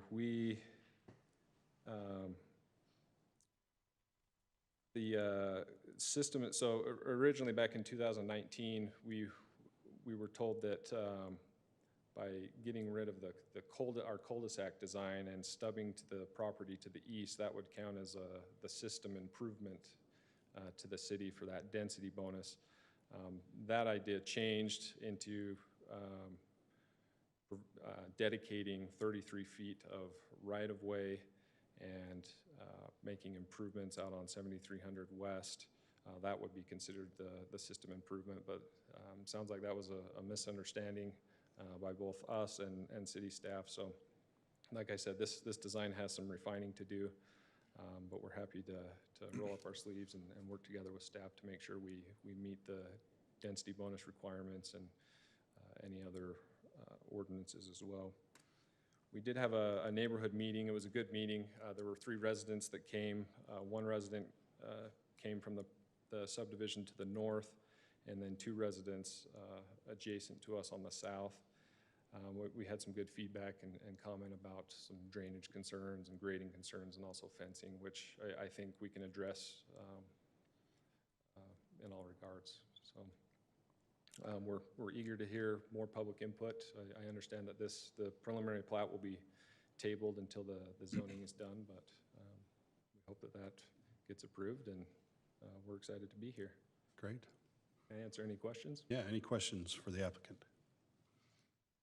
No, I guess for me, I guess your goal is to get the density bonuses so that you can get to the 11 lots for this. Right. This particular Yeah, we spot. started with 12 in our original cul-de-sac design, and before we re-engaged to work with the landowner, I reached out to city staff, and it sounded like there was a way to get 11 lots through density bonuses, which is what is presented to you tonight. So. Well, and personally, I like the, if they do get the 11 lots, I do like being able to spread out the 30 acres instead of quarters. Yeah. Yep. Same here. So anyhow, there would have to be, a variance of sorts, because then that wouldn't allow him to get the point two. The point two. So anyhow, there seems to be an opportunity there to maybe work through some things. Yeah. So, okay. For sure.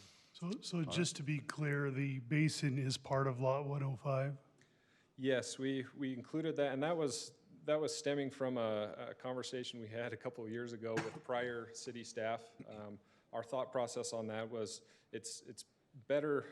It would be better for such a small subdivision not to have an HOA. So we thought by including this detention basin within the lot, we can make that homeowner responsible for the ownership and maintenance of that. Obviously, the city will have an access easement if they need to get in there and do anything with that. But Right. that was the thought process behind it. And also by adding the detention basin to the lot, it creates a half-acre lot, which would help meet that density bonus. Yeah, I don't mind that. When you say maintenance, you're thinking more that the landowner would keep it mowed and, but as far as the drainage features, that would be the city's responsibility. It'd be unreasonable to expect the landowner to take care of the piping and the. Right. Yeah, Yeah. the cleaning out of the pipes and whatnot. And then And my Mike, understanding, the- the park strip up on 7300 West, my understanding is that the city would maintain that. I know that they maintain the park strip in the subdivision to the north. Should be little maintenance, it's more xeriscaping than Are you sure about that? I don't know. Do we know who maintains the park strip to the subdivision just north of here? Yeah, Richmond Homes was the developer. Yeah. Yeah. Yeah, so we have Josh, he's kind of been a little more plugged in on the review of this particular one, if it's okay. I'm going to defer to Josh on this one. I was just going to say, as far as the park strip maintenance, I don't know the answer to that, but I can bring that to the next meeting when it comes back. Yeah, I would think we'd want some consistency on what's happening there. with Yeah, the so city. I'll get with the Parks Department, with Heidi and Anthony, and find out. Great. Thanks, Josh. One item I might add to that is the development to the north. And I was a little before my time, dedicated a significant amount of open space along the frontage of 7300 West and is maintained by the Parks Department, but it is not their preference. But if it's uniformity, which is what you're looking for, that could be something we could think about. But yeah, so Josh will go back and touch base with the Parks Department. We bring that back, but I just wanted to add that to the conversation. Perfect. Thank you, Jonathan. All right. Okay, a couple things here, right? This is open for a public hearing. Before I open it up, there's going to be an opportunity. We're going to have to continue this item. So one of the options that we have is to continue this item and leave the public hearing open or close the public hearing. So before I start that process, I want to hear a little bit of input from the commission if we want to keep the public hearing open after today, or if we just go ahead and close it. What's the thoughts and preferences maybe? I think we keep it open if it's still trying to figure out the zoning piece of it. All right. So if that's the thoughts, I will go ahead and open the public hearing at this time. So if there's anybody who'd like to provide a comment, please come on up. State your name, and a reminder, there are forms we'd like you to fill out and provide that to Wendy, and we'll go from there. So, yeah, please state your name for the record. Okay, my name is Jason Spendlove. I spend money and love doing it, so easy to remember now. I guess I just got a couple questions, concerns. I live right on where between lot 103 and 104 is going to be. My backyard will be right there. I guess my one concern is the view. I have an awesome view. I have a picture I can show if you want to see it. My concern would be is that going to be obstructed?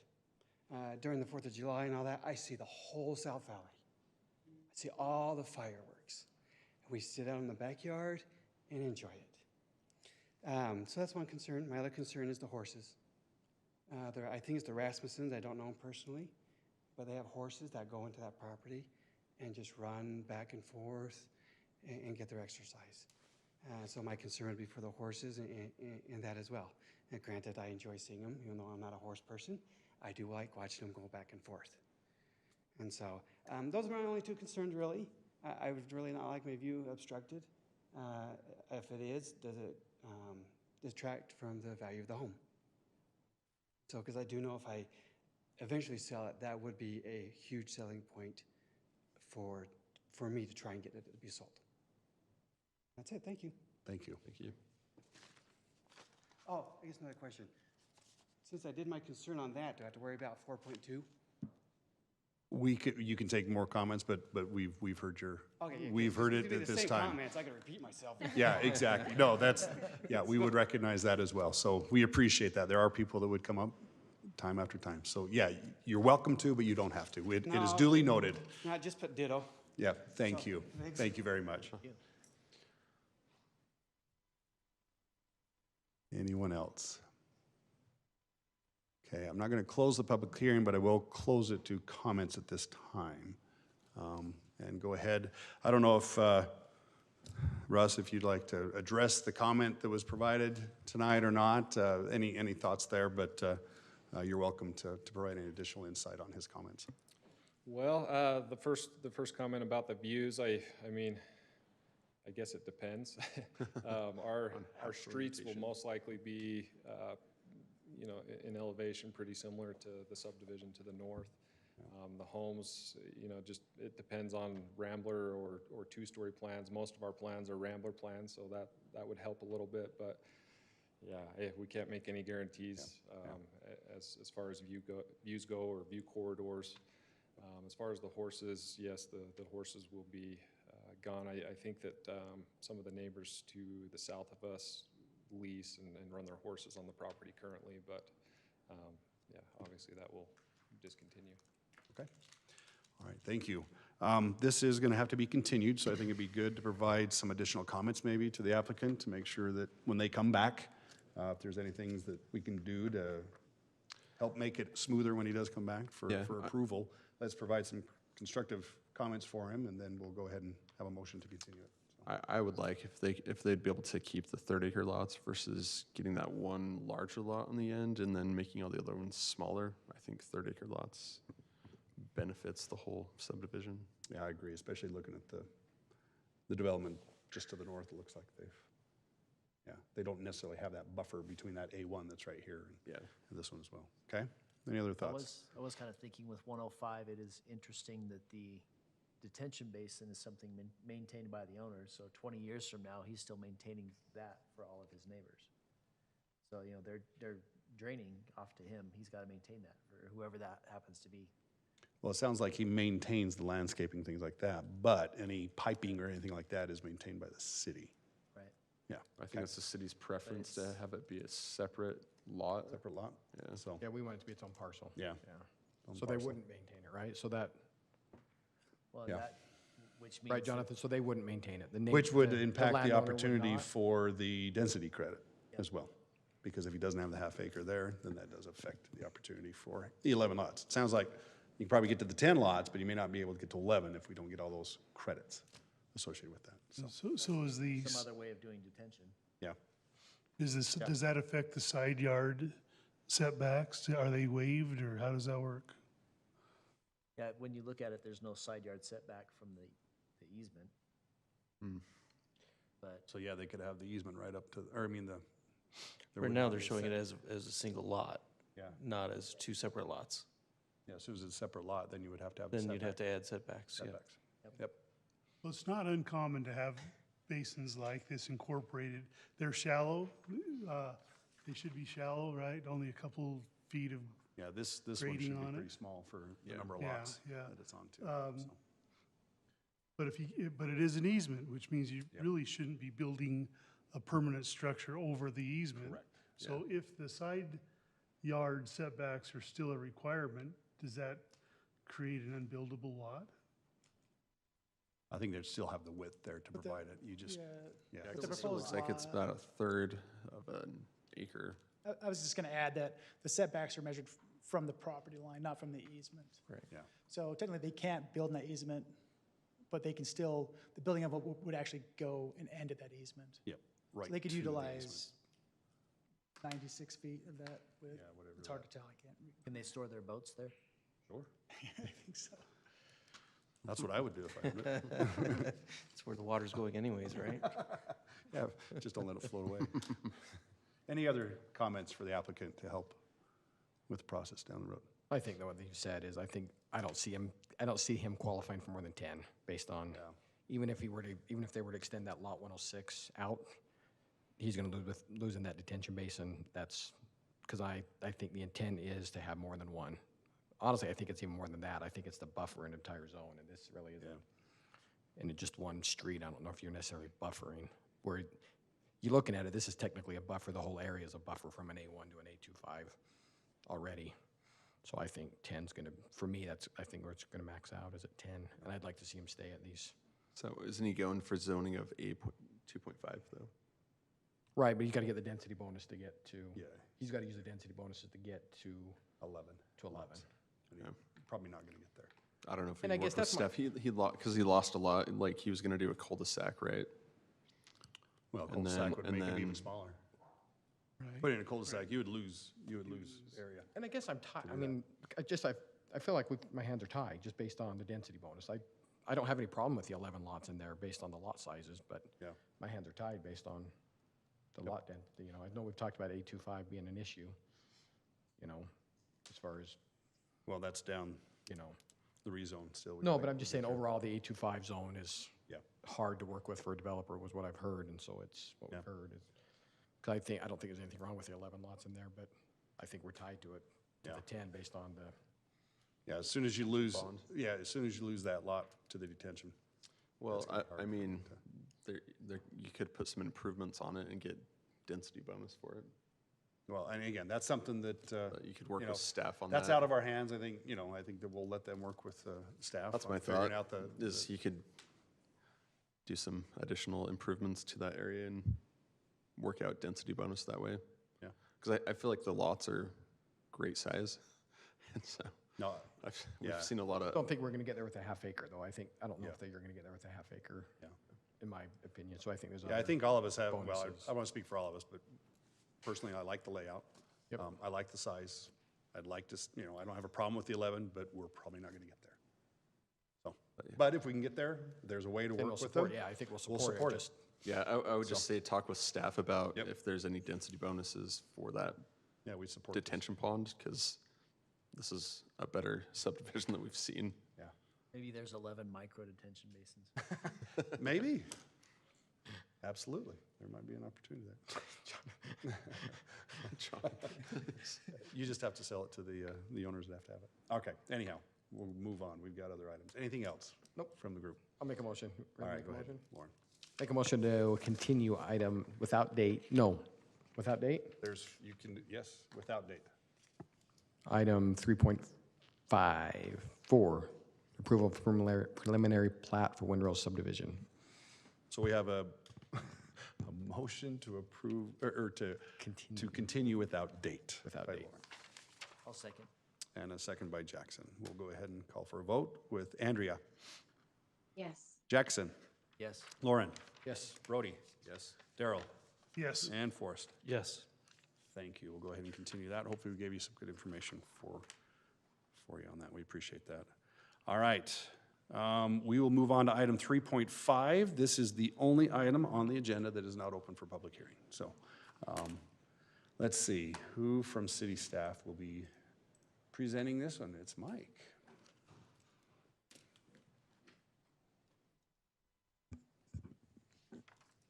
So this is a follow-up on a decision that the Planning Commission had previously made, in that we had approved the site plan for portion of PUD of development along Mountain View Corridor, PUD 35. And again, this is only a portion of that PUD. It's phase 1. This is being proposed by Wasatch Commercial. This is where the new Lee's grocery store is under construction currently.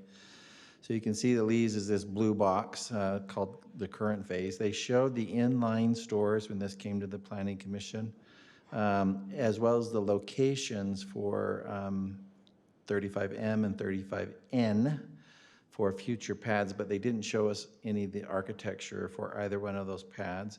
Again, this is just kind of showing how this is fitting into this larger overall development proposal for this project. These are the images that were shown to the Planning Commission when we reviewed and approved the Lee's Market, as well as the inline stores. Just again, for your consideration as far as how this new pad will tie in with the overall project. Again, these are the images, the elevations for this specifically for Lee's Marketplace. So pad M is in this upper left-hand corner of this screen. Included a series of images that were submitted to city staff in case the commission had any questions for the applicant. Building materials, as you can see, is fairly consistent or compatible with what was happening in the rest of the center.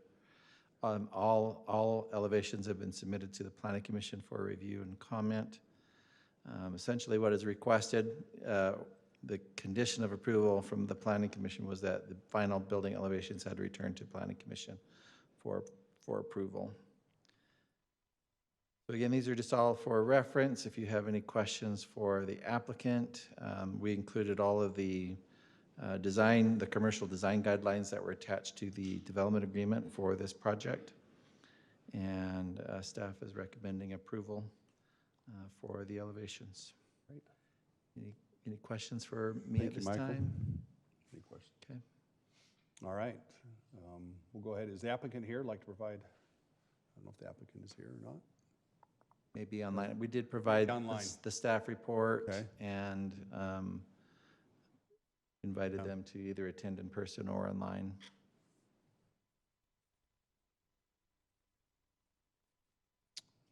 The agenda shows Alex Dahlstrom. Yeah. No, not online either. Okay. All right. Well, thank you. Again, this is not for public hearing. Yeah, and this so again was just kind of a follow-up to Yeah. what you had requested to see the last time. Any comments from Planning Commission? I'll just make a quick one. It Yeah. matches the Lee's Market well. Yeah. It's good. Okay. We can go ahead and entertain a motion then. Good, Jackson. I'll go ahead and make a motion for approval with staff recommendations. Okay, we have a motion by Jackson, Second. second by Lauren. We'll go ahead and call for a vote.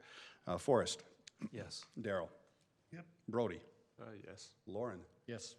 Jackson, Yes. and Andrea. Yes. All right, thank you. Appreciate that, Mike.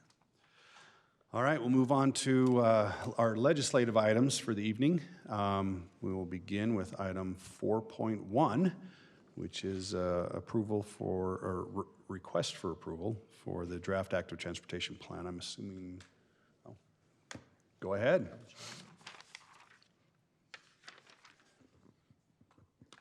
Okay, I'm sure you're all familiar with this, this request here.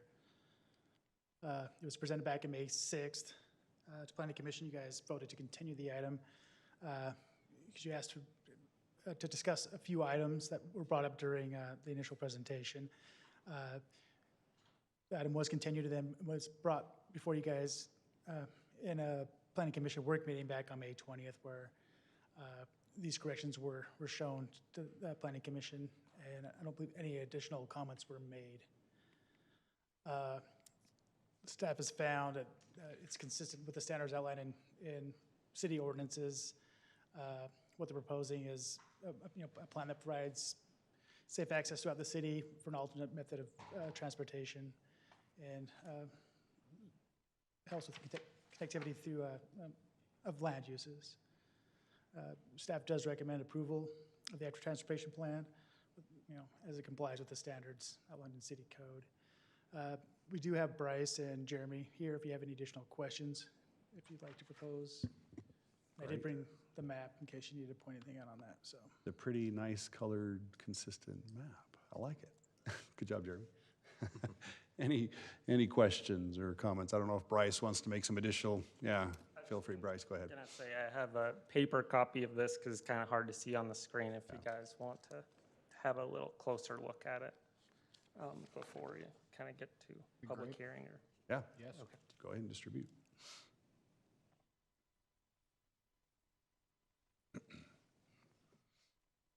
While he's just handing those out, is there any, I know you've had an opportunity, yeah, we'll hand those out. Had an opportunity to look at this hopefully through the packet. Is there any comments or questions or anything more? I think it looks great. I think it looks great. Yeah, you guys done a good job in addressing the comments and whatnot, so. It's been a long time coming. Thank Yeah. you. Yeah, this is exciting. So. Again, the motion, if it is for recommendation of approval to the, oh, excuse me, this is open for public hearing. I guess we got to open it up to public hearing. All right, my apologies, guys. Thanks for keeping me in line. This is open for public hearing, so I'll go ahead and open it up at this time for some comments from the public.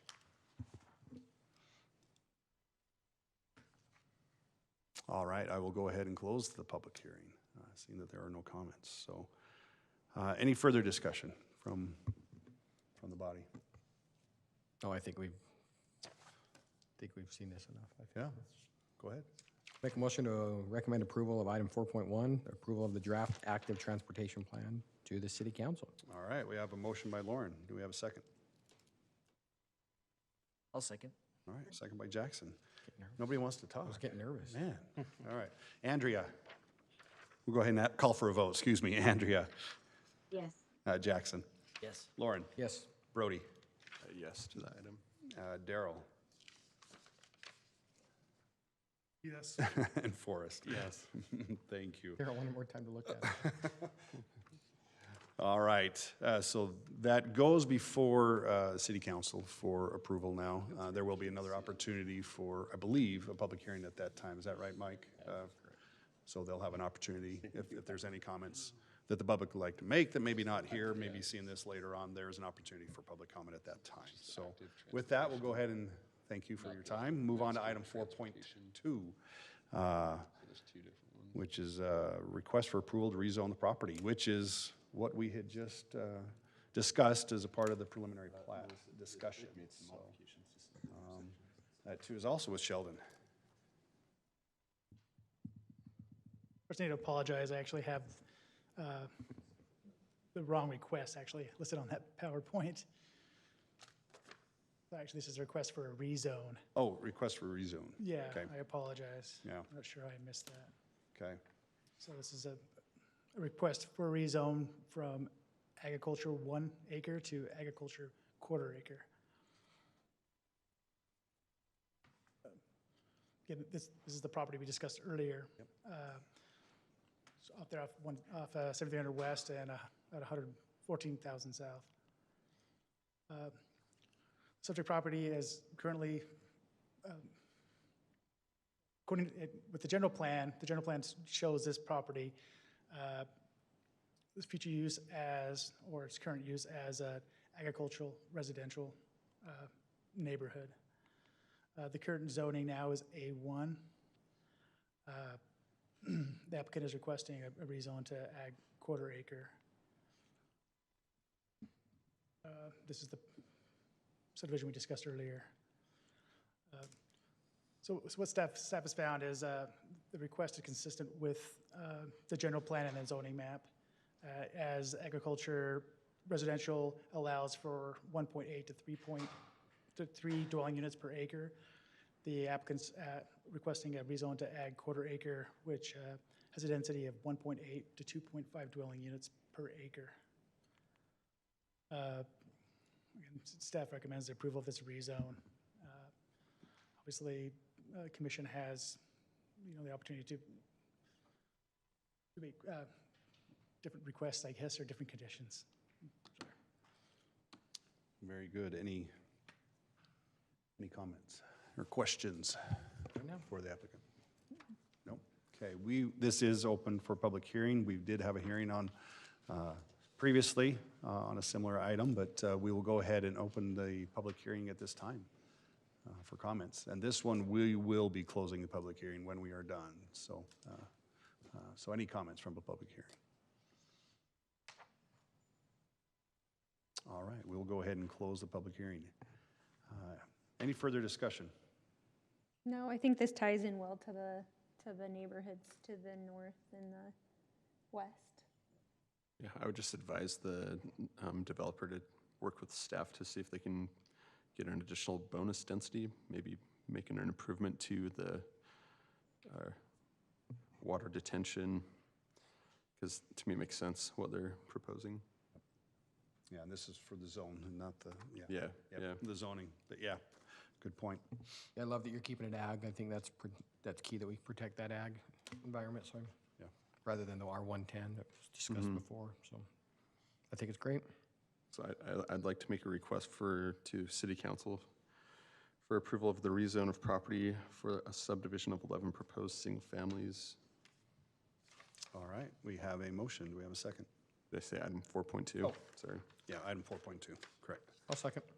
All right, we have a motion by Brody and a second by Lauren. We'll go ahead and call for a vote with Andrea. Yes. Jackson. Yes. Lauren? Yep. Brody? Yes. Darrell? Yep. And Forrest? Yes. All right, thank you very much. Okay, we will go ahead and we have the next two items, 4.3 and 4.4, are in conjunction with each other. The first item, 4.3, is for a general plan amendment, and 4.4 is for a zoning map amendment. So I'm sure you'll explain all this to us, so go ahead. I'll try not to be too repetitive, but these are two very similar requests. The first request is for a general plan amendment, and we'll go through that and just kind of give an overview of what we're looking at here. So the proposal is to change the land use as designated on the general plan, which is a guiding document for the city, from a commercial or from a residential use to a commercial use. In the application, the applicant states that they are looking at possibly developing a gas station or a convenience store site on the property, along with some low-scale professional offices as well. So that's kind of the information. This is the first iteration of how that development could take place, or these are concepts. There's some modifications that would need to be made to the proposed conceptual plans to bring them into compliance with the ordinance. The first phase would be leaving the existing home out of it, and then the second phase would be, this is the completion of the concept plan. Again, the plans aren't up for proposal, just the idea of modifying the general plan to accommodate commercial development as opposed to residential. So in terms of considerations for the general plan amendment, and they're very much the same as looking at it for a rezone. They're stated a little bit differently. In essence, we're looking at providing services at the same time protecting existing residents and existing development to make sure that everything is compatible, everything works well with the city. These are just a couple of pictures of the site that's being proposed. The property line for the rezone, I think, comes just behind, whoops. There we go. Just behind this mobile home here. So that would be the extent to the south of how far the rezone would take place.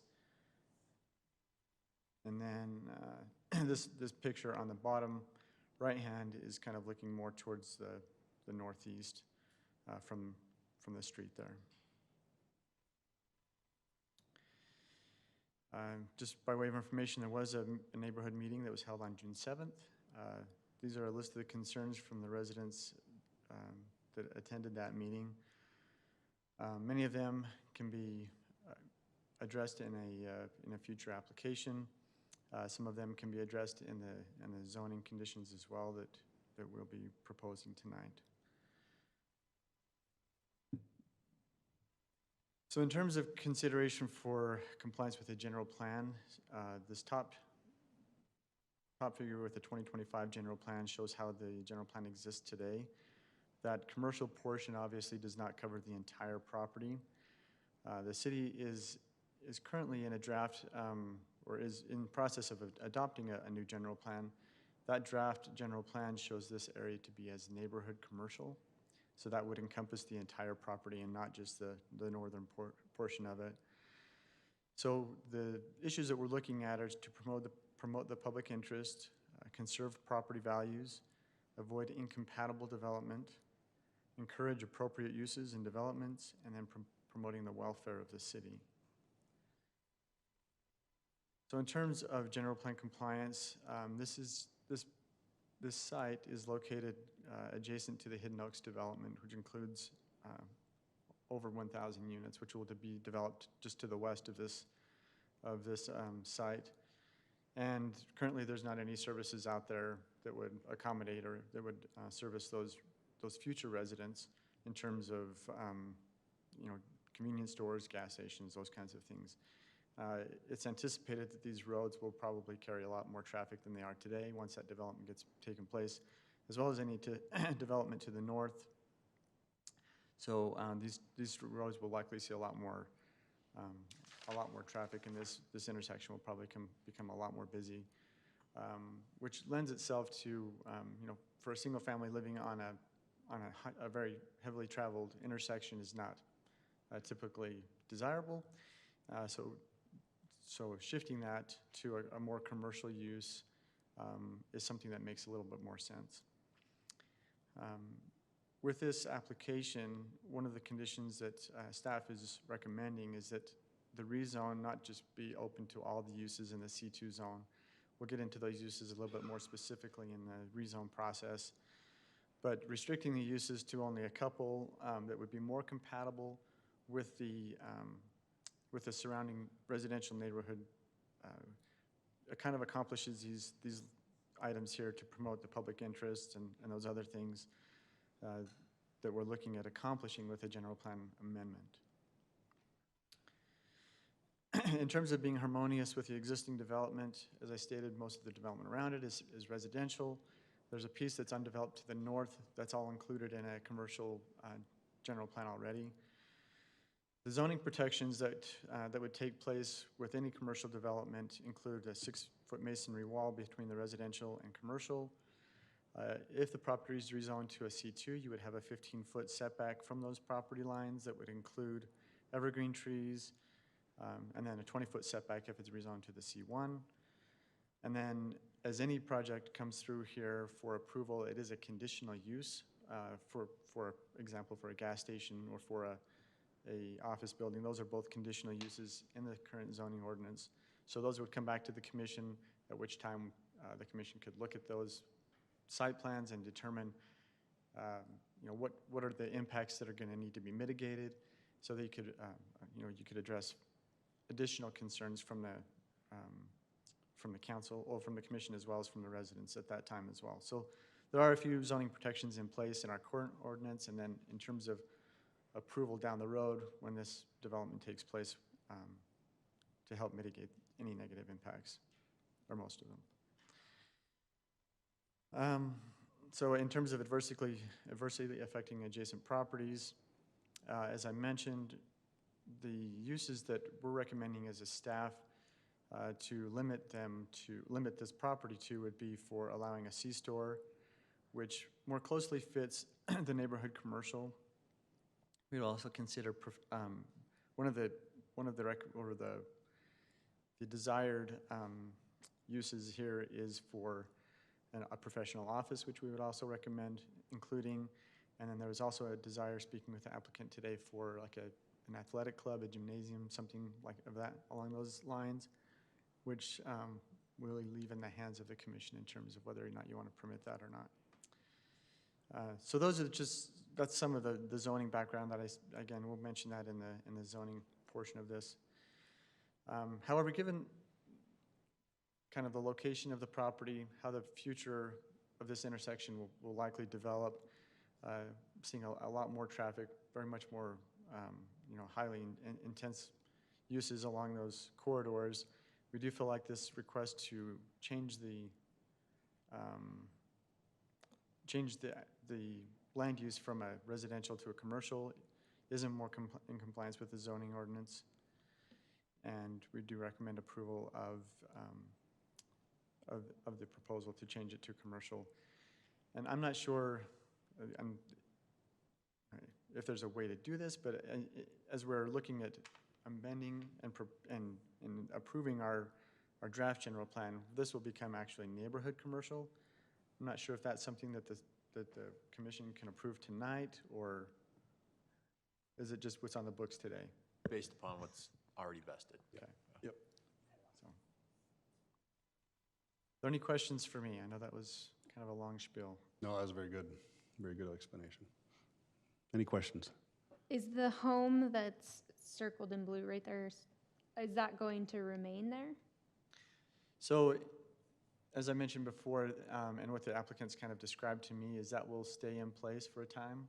That might not be developed right out of the gate, but both of the property owners are on the application. They have a representative that is here tonight to speak to this.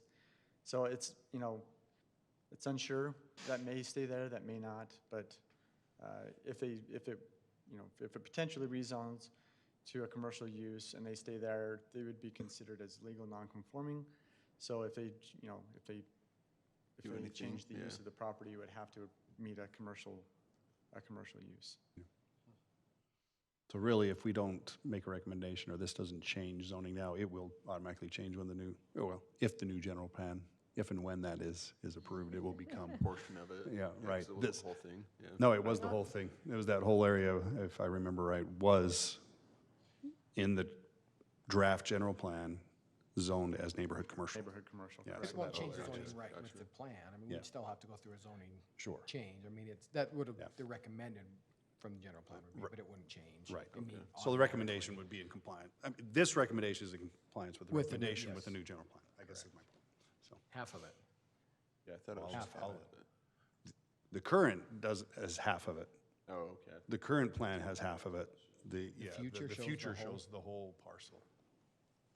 Yeah, the current. That whole area. Includes, I think, something like this. Right. Oh, gotcha, yeah, 608. Yeah. I love the ability to draw on the screen, by Page the way. 608, It's yeah. fantastic. So just to make it even more well, not too, but as far as what-if scenarios, could the owner of the house move out and turn it into an insurance agency and that house stays? With a change of use, there are probably requirements that they would have to look at. That's a good question, I'm not sure. Great question. Change of use, would they need to comply with? Of course, I mean, if you're looking at the C2 zone, they would probably meet, they would have to look, they would have to accommodate for parking probably, but setbacks they probably would meet. And then they would have to meet those, like the parking and landscaping, those issues would have to be complied with Yes. if they change the use of the building. And then they would have some building considerations as well. They'd probably have to do a lot of updating the building to make sure it's ADA compliant and providing all those necessities as well. But I doubt the stairs meet, but yeah. There may be a way, but it's probably not feasible, would be my opinion, but that's. All right. Anything else for Clint? Okay, thank you. The applicant, I believe you mentioned, was here? Yes. Please come on up, provide any additional information for this item. Thank you. Say your name, Good sorry. evening. I'm Steve Tobias with KW Commercial. I represent the applicant. Just to clarify a couple of things, yeah, the subject property comprises really two landowners. The Cordova family owns about 1.5 acres that wraps around the 0.18 acres that's owned by the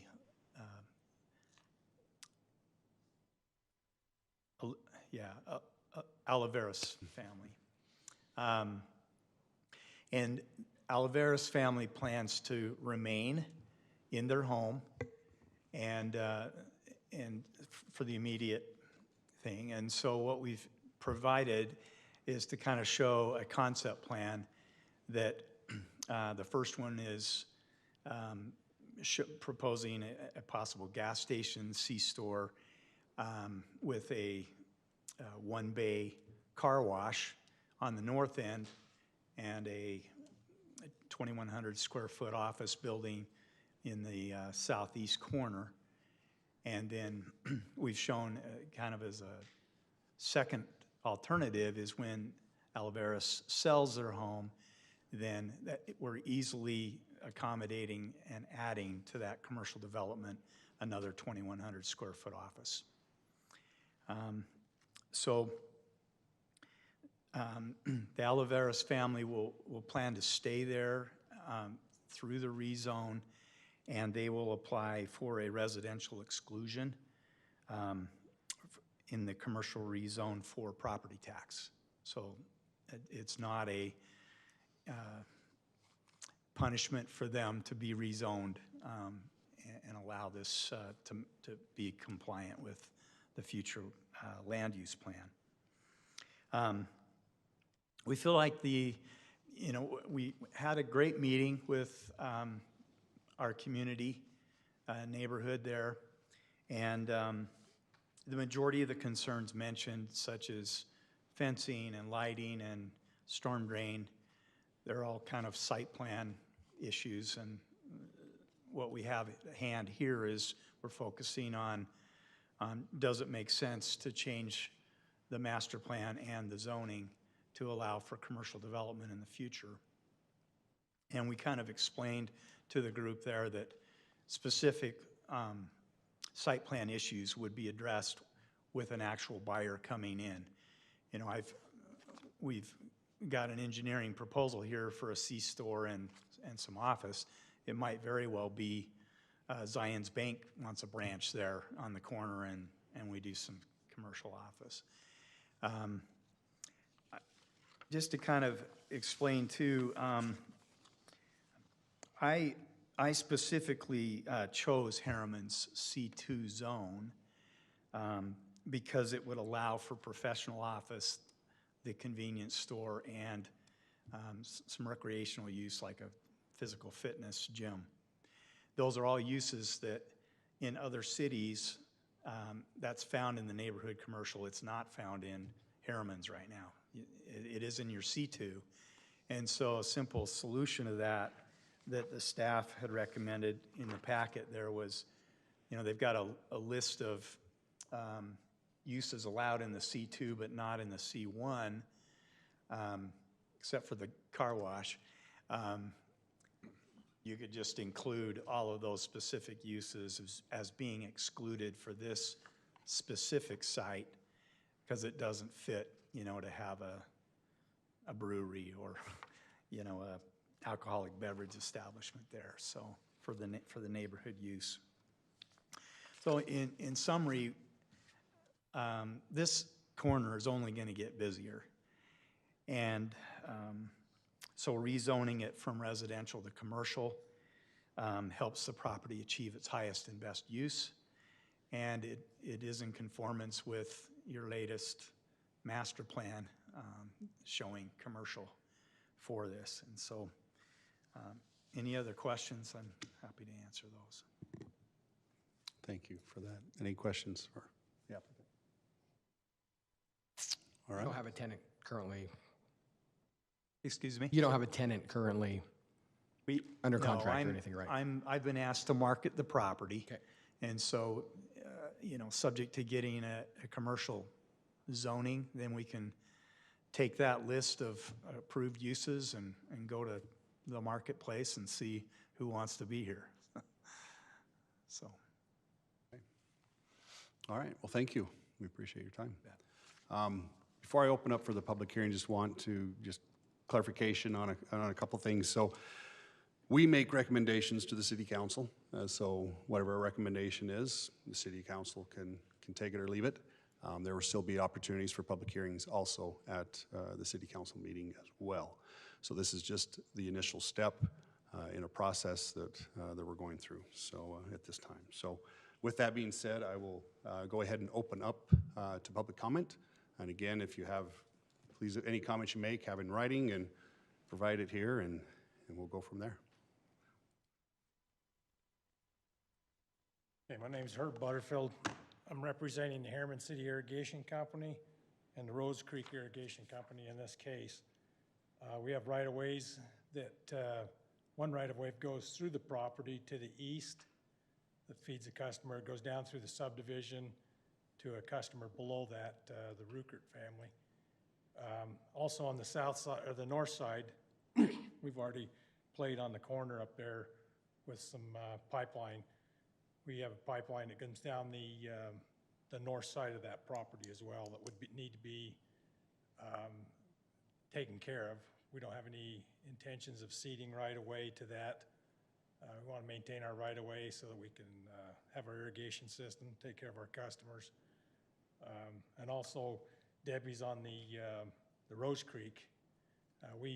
Our little company feeds from the Rose Creek. We have a stockholders company that holds 16 shares of stock on that creek, which we utilize for the city, the old town. But there is one there, and I can't tell you exactly where it goes through that property at, but there is a pipe that goes through that property, then connects into that subdivision, goes east out of that subdivision to the field to the east of that subdivision. So we want to make sure those right-of-ways are protected and guarded, that the pipeline is upgraded as we develop, it's taken care of. So thank you. Appreciate those comments.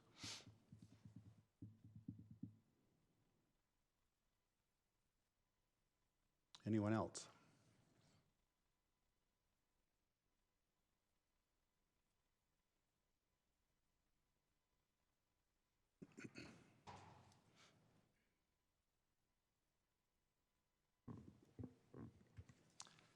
My name is Kevin Matthews, and I am a property owner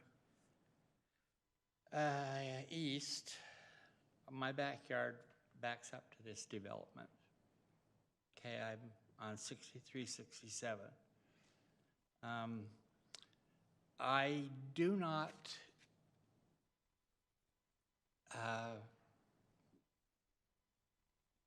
despise a commercial development coming in. I don't mind that. But what goes on it, I do. And it's being marketed as the C-store, the gas station, the car wash, and office buildings, and then more office buildings being interjected with the Alvarez family. But my issue that I would like you guys to make the recommendation to the city council, or to the, is that that car wash doesn't go in there. I don't want to sit in or have my backyard have those big blowers at the end of a car wash going morning and night, making that horrible noise of the blowers. So I don't care what goes in there, just so long as there's a noise, no noise issues or whatever. So that's pretty much it. Thank you. Great comment.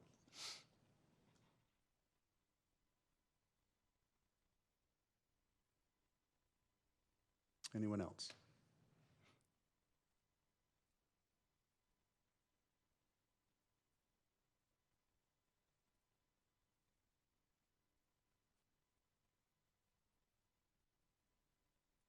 Adam Ross, our property is just south of there.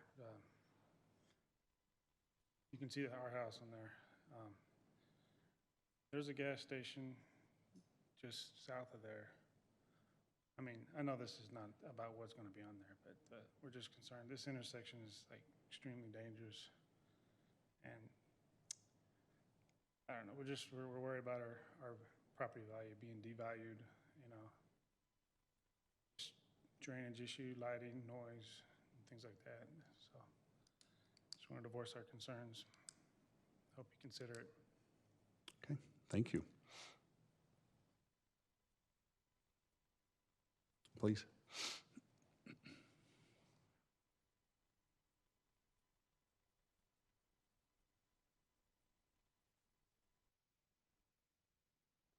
Thanks for your time. Michael Inman. I actually live right next door to Kevin, southeast property there in the cul-de-sac.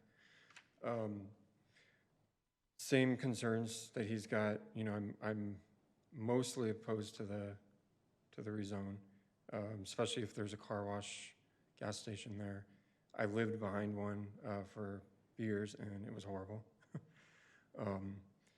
And just the extra traffic that it's going to bring. One big concern that I have is there's no sidewalks on that side of Main Street. So if there's, you know, property being there, built there with commercial, you know, the not having a sidewalk there's a pretty big concern. And then just the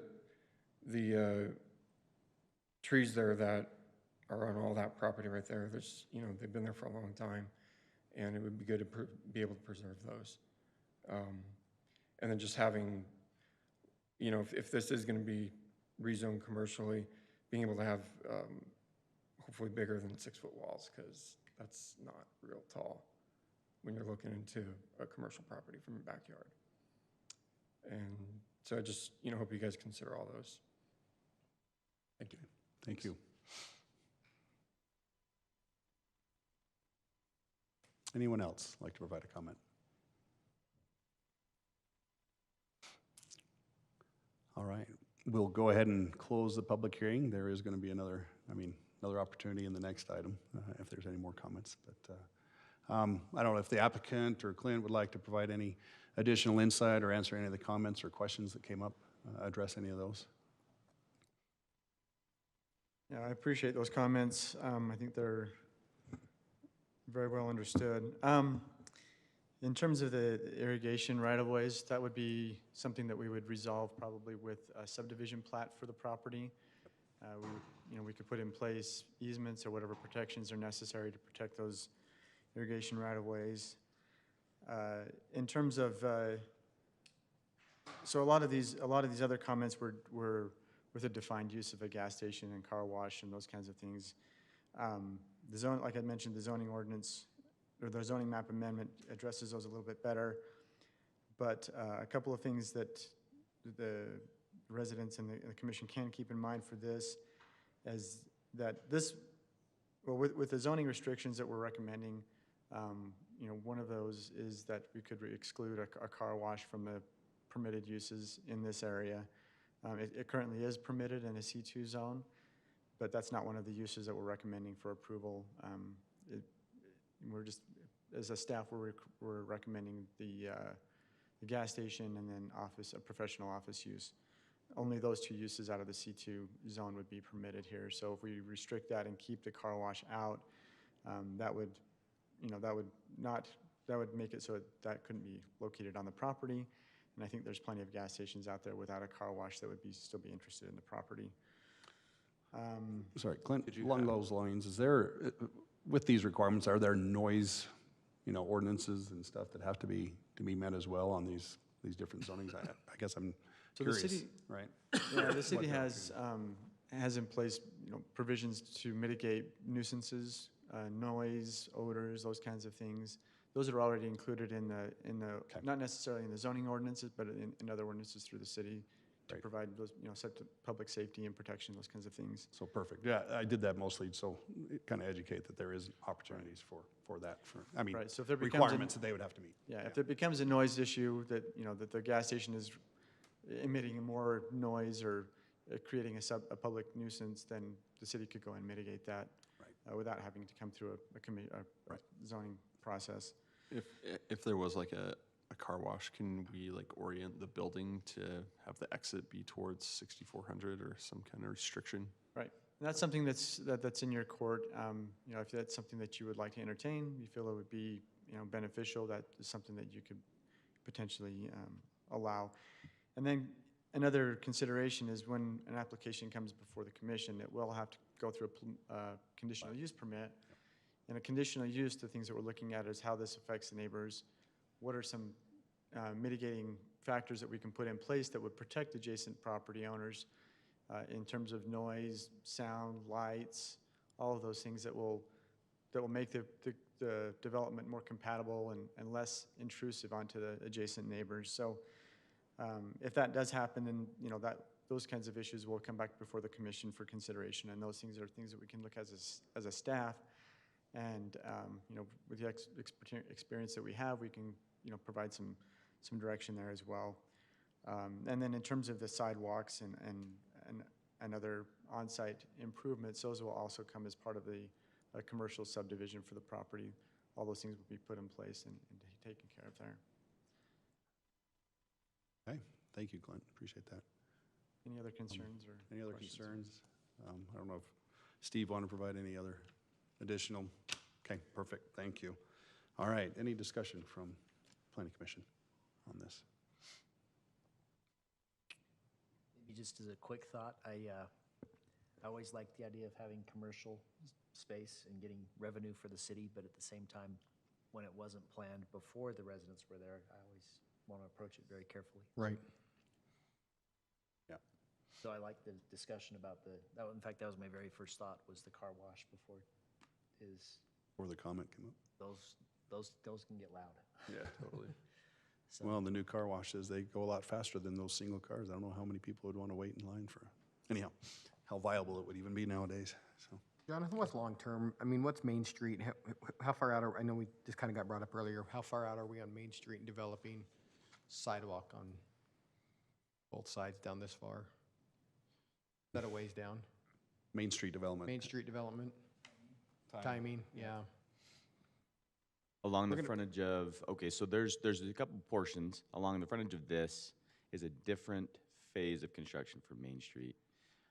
And this will largely depend on the funding that we receive coming up. So this was a city project specifically that's at least been, we've got a 60% design. We're waiting for the funding. Once that's procured, then we would move forward. So I don't have a really tight timeline for you, at least. It is anticipated that we go to bid, however, next year. So it'd be a construction project likely in the year following. And what's that going to be initially? 3-lane? Correct. Turn lane? Match what's to the east. Correct. Yeah. Yeah. And there's a light going in right now, right? If I understood correctly. Yeah, The that poles, intersection right there. The poles went up today, maybe, or this week? Yeah, so it's supposed to be finished before the end of this month, which means we've got 2 weeks left. So we're pushing. We're pushing. It'll make it easier for me to ride my bike through. Thank you. So even right now, the way it's anticipated, whether this changed or not, the population is going to grow and the use of these streets are going to increase, therefore making it more problematic for the current residents with coming in and out of driveways and the added traffic flow. So I guess I believe that would make it more conducive to commercial than residential, especially with the skewed intersection there. And now the devil will be in the engineering details of this, but if I had a crystal ball, I'd say all this eventually is going to develop into commercial. Well, that's Yeah, what's in already the a piece proposed across the street of north of it is commercial. I wish I could keep everything rural. I mean, that's how but that's not reality. And I don't have a problem with going commercial. I think that's the right move. I mean, the general plan is going to kind of push us that way for sure anyways. However, I mean, this is probably before all of our time, but something I followed, there was major pushback on a gas station on Harriman Main Street on 5600 for proximity to neighborhoods. I mean, gas stations just typically have lights all night, tall lights that, I mean, I know you can do, there's more directional lighting nowadays, but I still think that's a concern. I don't love a car wash here. I honestly, I don't like a gas station here, just for the lighting and the aspect. I don't mind it going commercial, but I don't love a car wash. I don't think we can mitigate the sound enough this close. I don't think you can mitigate it enough. Yeah. Well, and I think, well, right now, that's, there's plans now, but we don't know what the final will be. And when we'll get that down the road. Right now, we're looking at the zoning situation for this. But yeah. But this is our chance to put a zoning condition on it, though. I mean, that's what we were talking about, a restriction. Yeah. I think we need to decide right now what Well, and I think that was the restrictions- recommendation was, the car wash was not even on the recommendation. Yeah, it's just a C-store and professional office. Yeah. If the commission might allow me to just add another note to what we talked about before, with regards to funding, the legislature just recently awarded the city some funds, HB 244. This project is on the list of priorities and is toward the top of that list. So when that money comes, this would be something to be on the top of the list to get completed. I just thought I would add that. So there's a high level of surety that would happen here imminently. So Michael, question for you, because some of the, I guess, right, the proposal is to change it to C2, but I see I think it was C1 where there's a greater setback. Is there a way to say C2 with the condition of a setback of 20? Want to remember what the zoning condition restrictions are. I pulled them up. Yeah, there's restrictions that talk about density. So they are uses, dwelling, unit density, building square footage, and height of structures that you're able to apply zoning conditions within that scope to a zoning amendment. Dwelling density or just density? Dwelling unit density. So when I thought about this question as well, if you say you stay with, so this is, just to be clear, this current proposal is just strictly for the consideration of the general plan, changing it from residential to commercial. The application after this will get into more of those zoning issues. But to answer that question, say that you stick with a C2 zone and you wanted to create a a 20-foot setback instead of the 15, which the C2 zone allows. Mm-hmm. To do that in a conditional use, you would have to provide some pretty specific, Reasons why, yeah. some pretty, yeah. Why some- you couldn't do the substantial other proof versus the that- other, yeah. That the 20-foot is going to be more adequate at mitigating that negative impact, whatever that might be, than the 15-foot. Mm-hmm. And I'm not sure if that probably sounds difficult to me, but not impossible, I guess. Okay. That's how that could possibly, potentially be done.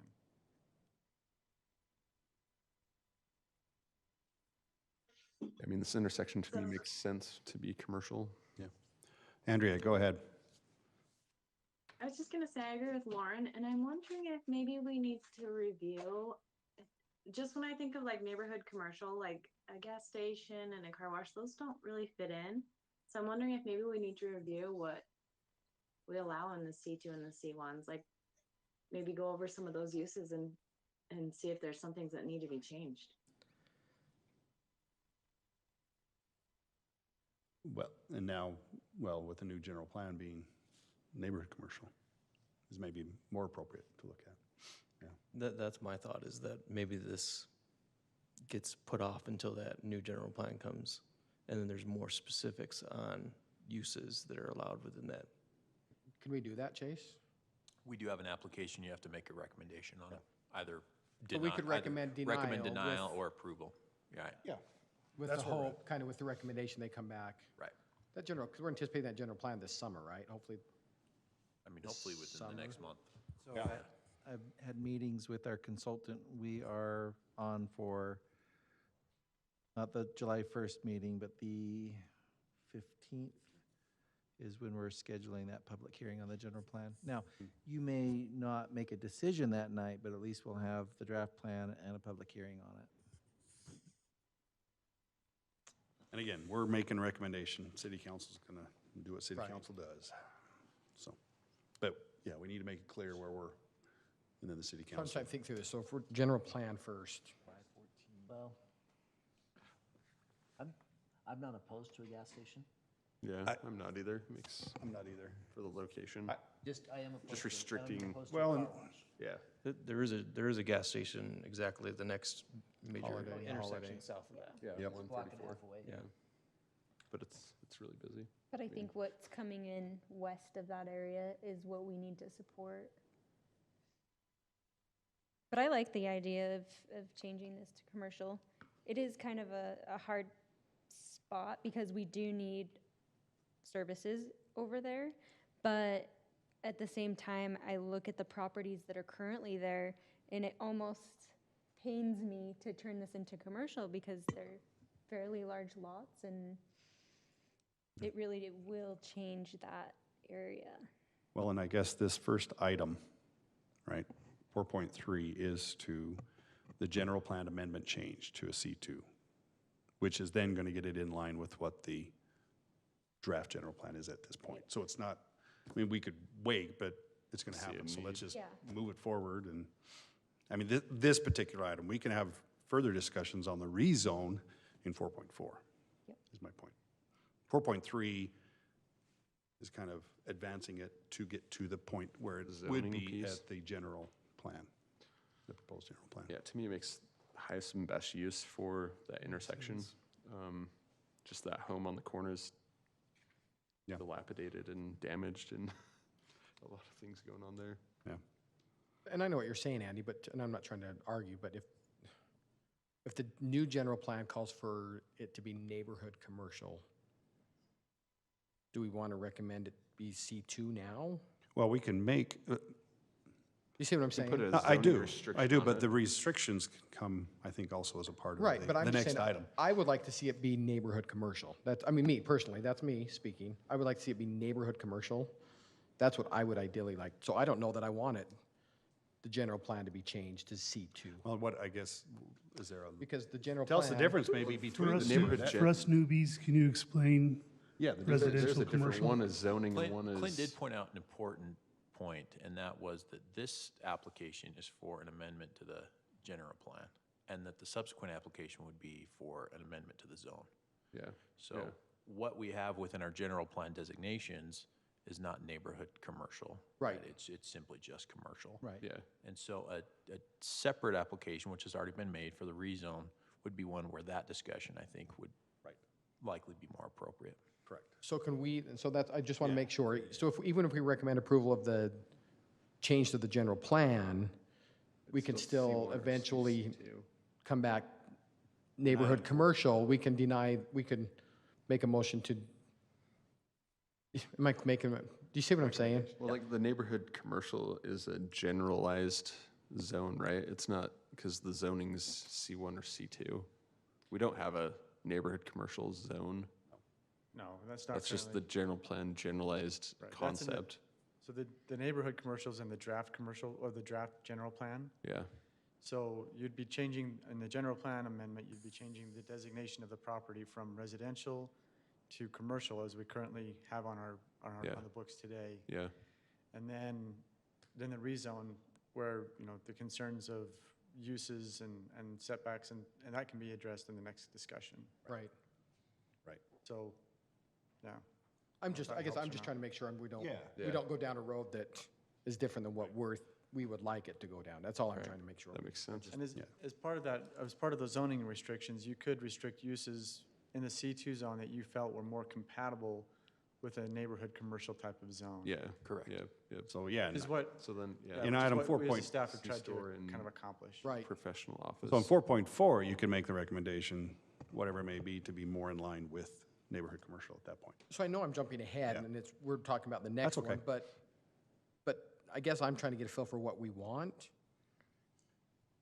before we move ahead from this step. Does that make The sense? bigger Am I- picture is, do you think that the changing this intersection or portions of this intersection from residential to commercial, is that warranted? Yes. Right, yes. And I maybe think the we're all on next that. question is to what scale? Right. Which is And the- what's suggested is you can control that scale through Yeah, your zoning restrict car conditions to a wash, degree. which is then at Zoning 4.4. condi- So move, Yeah. so your recommendation is move ahead with the change of the general plan, Yep. but then we can talk more about the zoning conditions. Limitations, Okay. yep. I just want to make sure, okay. Yep. Okay. And assuming that the concept of neighborhood commercial is supported by the commission and council, Yeah. maybe we can later on add another tool to our, our zoning toolbox. We'll create a neighborhood commercial zoning district. We've been talking about it internally.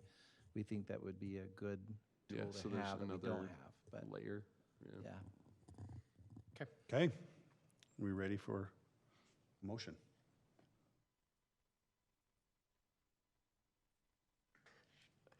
I'll make a motion to recommend approval of item 4.3, request for a general plan amendment to change the land use designation from low-density residential to commercial. I'll second. All right, we have a motion by Lauren and a second by Jackson. We'll go ahead and call for a vote. Forrest? Yes. Darrell? Yes. Brody? Yes. Lauren? Yes. Jackson? Yes. And Andrea? Yes. All right, that moves forward to the City Council with a recommendation from Planning Commission for approval. We'll go ahead and move on to item 4.4, which, as we've been discussing tonight, is tied to the Kings Plaza, and this is for a zoning map amendment to rezone the property. Clint, thank you. All right, so I'm not going to rehash a lot of stuff here. We're just going to get right to the meat of the matter here. Okay, so, again, this is the concerns from the community. General plan, the differences in the current general plan versus the draft. And so one of the considerations as we work through this in terms of looking at the draft general plan that has a neighborhood commercial component to it, that's designated to this area, is what uses are typical or are appropriate for a neighborhood commercial versus an overall commercial plan, right? So the C1 is typically a less impactful zone. It doesn't allow as many, or the intensity of uses that a C2 zone does. So this is kind of a list of things that are found in the C2 zone that would not be necessarily compatible with a neighborhood commercial type of use. So alcoholic beverage establishments, breweries, equipment rental, car washes, construction sales and service, food trucks, mortuaries, indoor-outdoor recreation and entertainment venues, thrift stores, auto repair and rentals, and laundry services. So one of the things that the C1 does allow is it does allow for self-storage. And then the C1 zone does not allow for a C-store. So in our ordinance, the C1 zone does allow for gas stations. But in the definition of gas stations, it's very definitive to the sale of gasoline and petroleum uses. It doesn't talk about, it leaves out the rest of the retail sales of a C-store. So looking at a commercial or neighborhood commercial type of use, if this is going to be something that's beneficial for the surrounding neighborhood, we felt like having a C-store would be more appropriate than a gas station would. So that being said, our recommendations for this have kind of changed. Again, here's those protections for future development if this does go commercial for the existing residents there. So our recommendation would be to recommend a zoning condition to allow for the C2 zone, and then from this list of the C2 zone uses to only allow for this convenience store, which would allow for the gas station, and then the professional office. Those two uses are typically, well, the gas station I can't say so much, but having a convenience store would be beneficial to the neighborhood, and then the office is typically a low-intensity use. You're not going to get a lot of neighborhood complaints from those type of uses. And then limit the other uses to uses that are compatible with that are similar to the C1 zone, except for the self-storage. Another provision of this is, as I explained earlier, is that you'd have the same conditional use process to go through either way, whether it was C1 or C2. So, hoping I'm making this clear, but based off faces, I'm not sure if I'm doing a great job. It's 10 o'clock. We're good. Yeah, we got We you. should all be doing something different right now. So, again, just to reiterate what our recommendation is to allow for the C2 zone, to allow the C-store and professional office, and other uses similar to the C1 zone.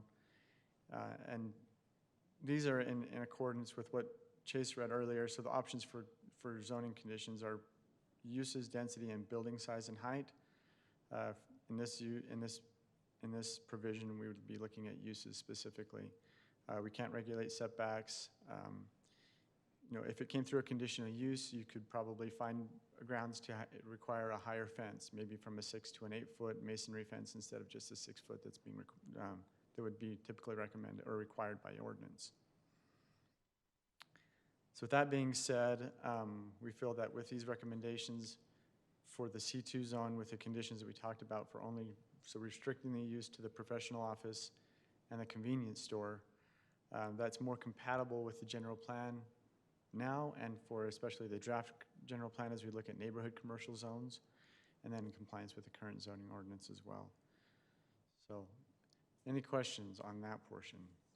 Could you pull up the C2 zone uses again? I think you had a...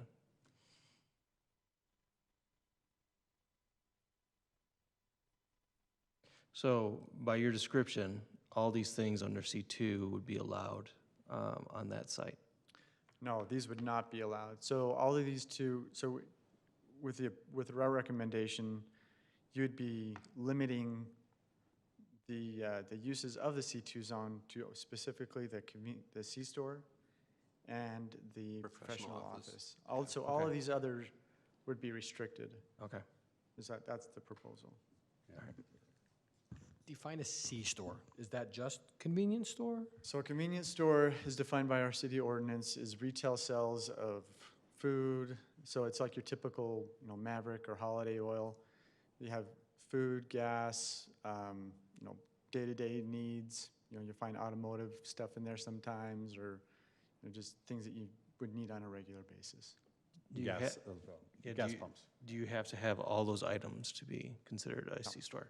You don't have to have all of them. So if you sold groceries, which you find at a convenience store, it would be considered the same thing, correct? A grocery store. Yeah. Not a convenience store, but a grocery store.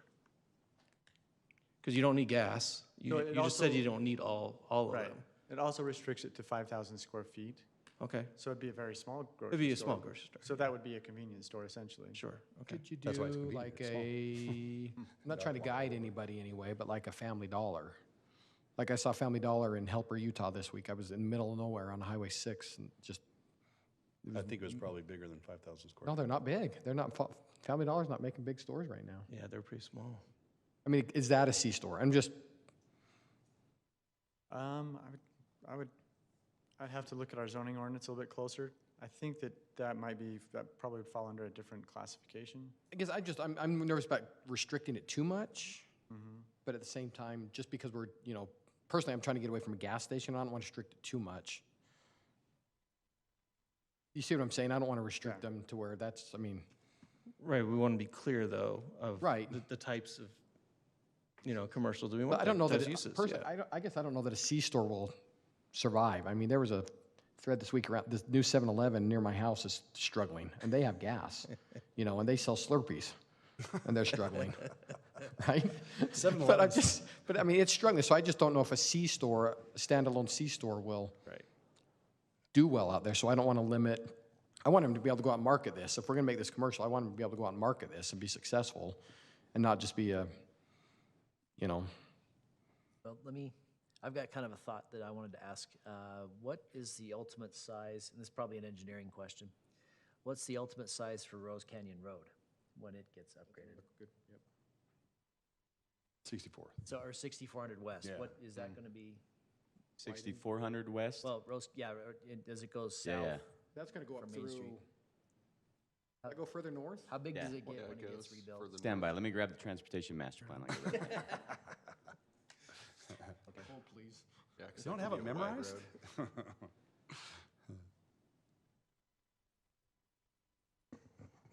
No, we still have to have a hearing on this too, so just FYI, yeah. Tell me to quit talking. No, we can, I'm just letting you know, we gotta have a hearing. So if we wanna let him look some things up, have a conversation. we Yeah, can while open- he's looking that up. While he's so looking that up, we can, I think one of the, yeah, go ahead. never mind. Looking at our uses, there's a provision for just general retail. But I don't, and maybe this is a legal question, I mean, if it doesn't meet all of those requirements and if it falls under the 5,000 square feet and so the convenience store it provides for, just those, like I said, I don't know if it has to have all of those. Chase, what would your opinion I'd have be? to look at the language specifically in our ordinance. I can do that. So as it reads, it says an establishment not exceeding 5,000 square feet of gross floor area serving a limited market area and engaged in retail sales from the premises of gasoline, food, beverages, and frequently or recurrently needed items for household use. It's got and, it requires all of those, right? And engaged in retail sales of, yeah. So it would require all of them. Okay, so there's your answer. There you go. So it'd have to be a gas station, though. Yeah. Jonathan, did you find that? Yeah, thanks for giving me some time. Absolutely. 80-foot right-of-way, that's a major collector. And that's 3 lanes, 1 center turn lane, whether both directions. Yeah. Okay. All right, anything else for Any Clint? other or- questions for me? Yeah, I need to also provide an opportunity for the applicant to provide any additional information as well. Steve, I don't know if you want to discuss any more, but you have that opportunity before we go to public hearing, so.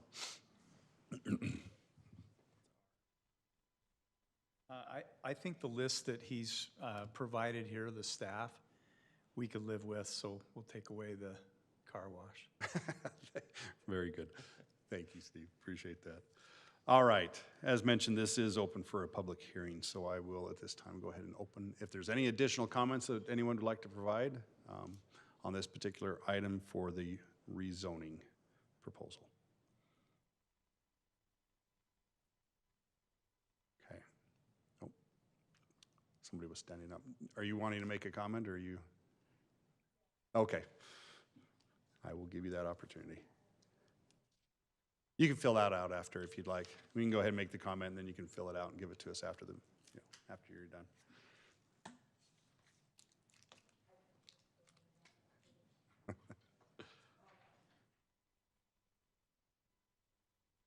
So my name's Jeanette King. It's my parents' property that we're selling and trying to make commercial. I lived in West Jordan after I got married, and I had to go through change. I lived on back where they made Bangeter. We lived on the road by Terralinda Elementary, and I had to go through change. I was going to get the big ugly wall for my backyard.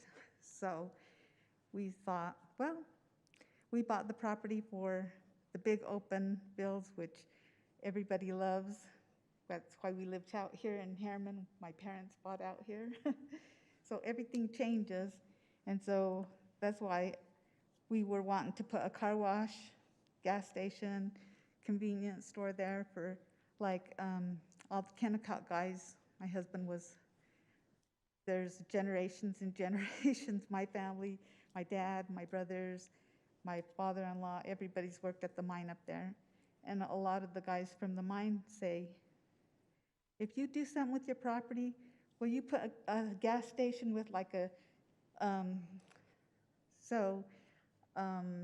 I work at a ball camp, and there's a gas station there with a McDonald's in it, and they love that store, and the people say that have that gas station, they said they make a lot of money, so I thought that would help Harriman City if they put something like that in there, you know, something with the McDonald's gas station or something like that, because they said that their convenience store over there really does good.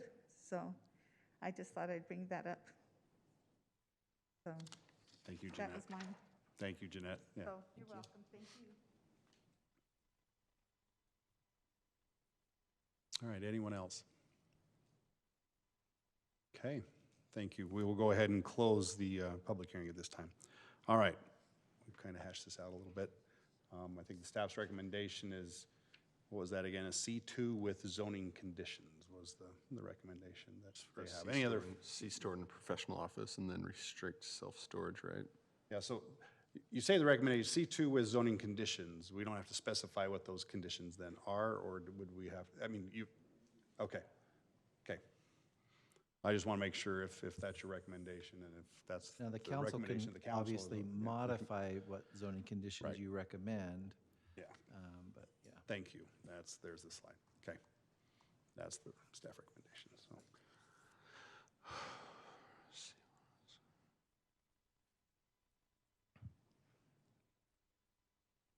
Any other discussion? So what are the other similar uses?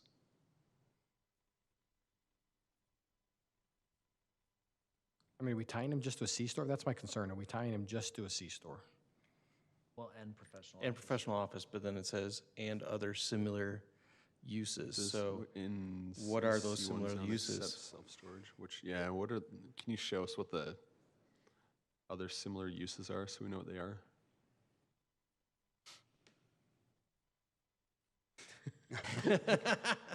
Keep it up, Clint. We're going to get your steps in before the end of the day.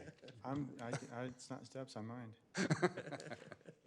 It's having to read something. I'm, past my vision days. Here you go. So I'll try to give you an idea. There's a plethora of uses here. The ones that I felt like were invasive from the C1 zone, or that didn't fit the neighborhood commercial, I kind of tried to outline those in the presentation.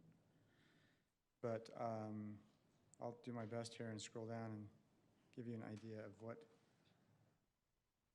uses would, from the C1 zone and that match up in the C1 and C2. Okay.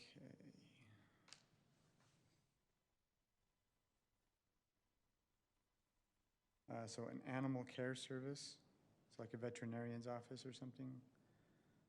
Bank or financial institution.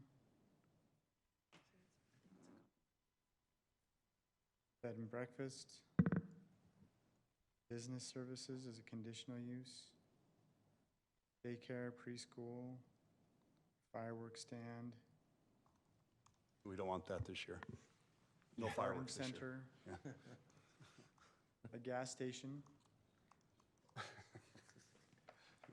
Laundry, I mentioned before. medical or dental laboratory. So I'd kind of fall into the professional office as well. A mobile store.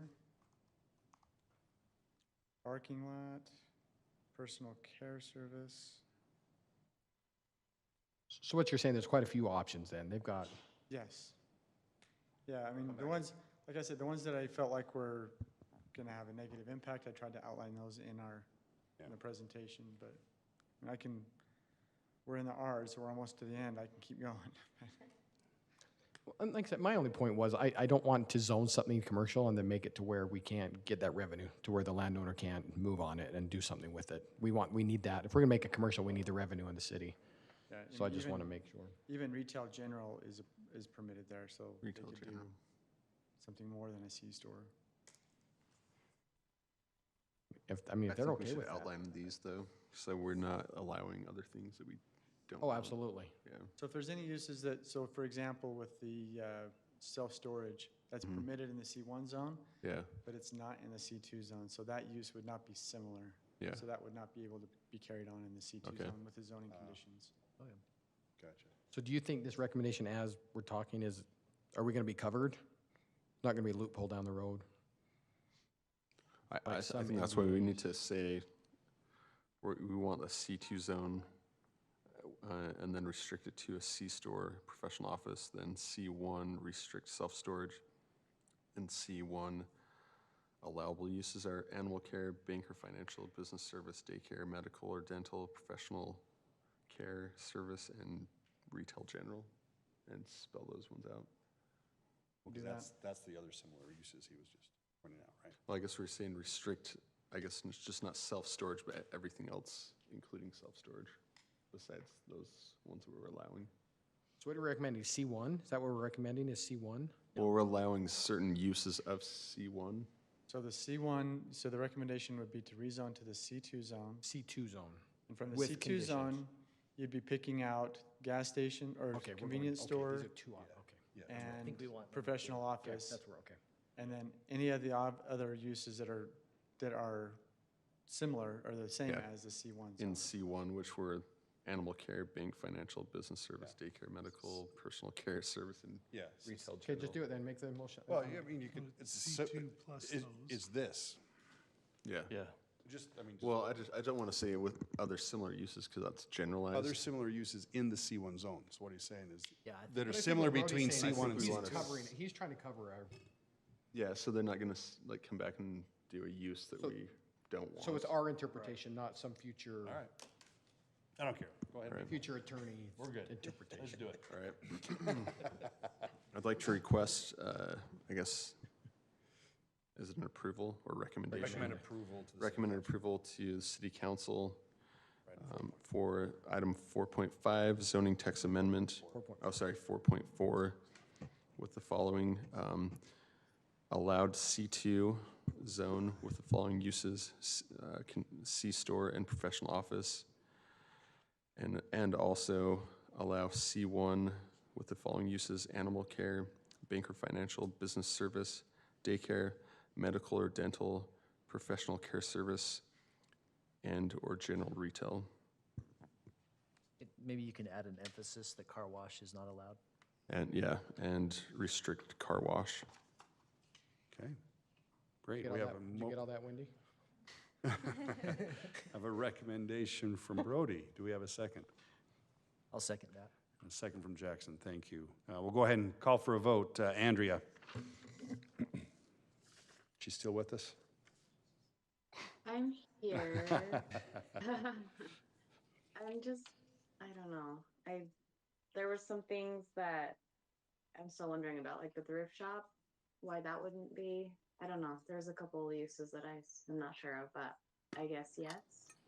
Okay, thank you. Jackson? Yes. Lauren? Yes. Brody? Yes. Daryl? Yes. And Forrest? No. All right, thank you. So that will move forward as a recommendation with a 5-1 vote. And again, this will go before the city council and will be up to them ultimately for the decision on this. And hopefully, Andrea, they've heard our discussion here, or we'll take that into consideration when they make their final motion for approval. So All right, with that, we've got one more item on the agenda. We'll go ahead and move to item 4.5. Michael, I believe you're up on this one.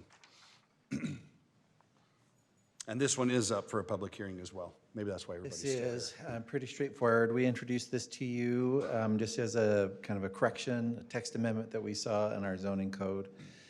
In the forest recreation zone, it really is encouraging large lot, low density, very recreational compatible type development. And within our zoning tools, and here's just kind of that, talking about that scale of density and development within our FR zones. That same chapter also incorporates the RC resort community, but we're talking specifically about the FR because that's where the dwelling group is currently listed as a conditional use. And we recognize as staff that dwelling group use is just not consistent with the overall description or purpose statement for the FR zone. So we asked the commission if you would support our initiating this amendment. You agreed, and so this is for your consideration and public comment tonight. Great. Thank you. Need to find dwelling group again. So basically, this is our term for multifamily, apartments, condos, not townhomes though. Townhomes are typically associated, like a 3-unit or 4-unit building that, vertical separations. Anything else? Does this apply to hospitality as well? So you're thinking like hotel? No, that's a separate land use. Okay. Yeah. Bed and breakfast, maybe. Okay. Yeah, I think this is smart. I don't know, with the FR zone, I always feel like we're rezoning it and not really keeping it. That's only been my frustration. It's like, if we have something in the zone, it's always zoning it to agricultural and not keeping it. So for me, I'd like to try to protect more of the FR zone. And this is saying to We'll remove, remove the dwelling. yeah. Yeah. So that will help that. Remove That would help it, Or yeah. disallow like townhouses, but it still would allow condominiums, which can be vertical. Again, not in the FR zone because of the density limitations right here. Oh, yeah. You can see in the FR 2.5, for example, it's 1 unit per 2.5, and you can't do a planned development in the FR zone. You can't cluster units. If you could cluster units, if you could do a planned development tool, then the dwelling group might actually make sense. But because there's no clustering, how do you do a dwelling group with these densities? I agree with my partner. I'd like to protect forest recreation as much Yeah. as possible. And this will help. Michael, question maybe on this, on that zoning, that other tool we were talking about, that big one, the 400 acres. Right. The master, the PMU, MUB. Some attorney came up with that Some, acronym. Yeah, it was terrible. Ridiculous, ridiculous. And those Malibu and that, I just want to make sure. Laguna, yeah. Laguna Malibu, though, because one thing he talked about that was intriguing to me was taking that entire property up there at the top of the mountain. Because I guess there's one trail that we can't get access to as a city unless that's developed. So my thoughts were, and maybe that's why I need to know, make sure this doesn't apply to something like that. If we were to apply, I guess, is that a whole zone? Hotel or But recreational. no, because if they're willing to take it above, run a road up to get us to the trail, why would we not then let them cluster? And Chris and I had this conversation after. When I say cluster, I don't mean density, but I mean take some, instead of 2.5 acre lots everywhere, then bring some down and build some 1 acre lots lower, but then that still preserve them the open space, and then they build us a road to that trail. Is this going to tie our hands where we cannot do that? No. In fact, the tool that you were talking about, again, it's not an overlay. It becomes the base zone, and then everything within that zone would be negotiated. So you could do that under that new tool. 'Cause I'm still learning that new tool. It's just really weird and confusing. So I just want to make sure we were still. I'm gonna talk the whole commission into changing that. Lagoon and Malibu. And I think perhaps you might see this as a protective measure, maybe an interim step.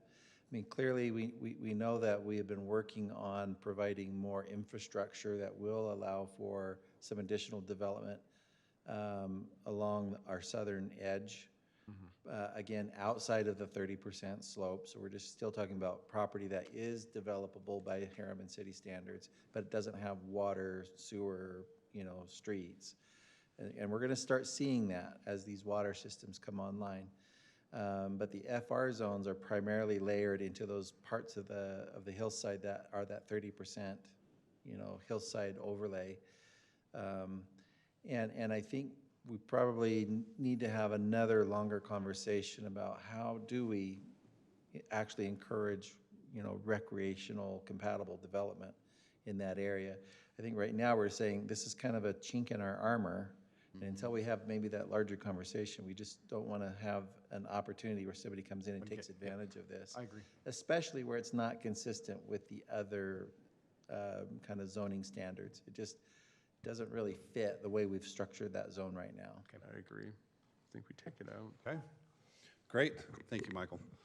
We will, this is open for public hearing, so I will open the public hearing for comment. Anyone left? Come on. Man. I'll allow you. All right. Teddy. Thank you. We'll go ahead and close the public hearing at this time. Any further discussion from the Planning Commission? No, not Teddy. We don't want to hear from Teddy. No, don't want to hear from Teddy. That shirt will blind us. All right, I guess entertain a motion. I think Forrest or one of the new guys should make a motion. Can alternates make motions? You're not an alternate. Not tonight. You are a voting member. You make motions. You're not an alternate. Make the motion. You are not an alternate tonight. That's why you've been so quiet down there. I apologize. You didn't recognize. That's why you're sitting here. You're only an alternate when you're not up here voting. Yeah, you're. She's the only alternate. I'm She doesn't get a vote or make a motion. But other than that, All right, well, item 4.5, I request approval for a zoning text amendment to 10-16-1 to remove dwelling groups as a conditional use for the FR zone. I'll second that. great. We have a motion by Darrell and a second by Brody. We'll go ahead and call for a vote. Forrest? Yes. Darrell? Yes. Brody? Yes. Lauren? Yes. Jackson? Yes. And Andrea? Yes. Thank you, Andrea, for sticking with us as well. So, all right, thank you. That motion is approved, that request has been approved to move forward to the city council. Any comments, any additional comments from the commission? I have a comment.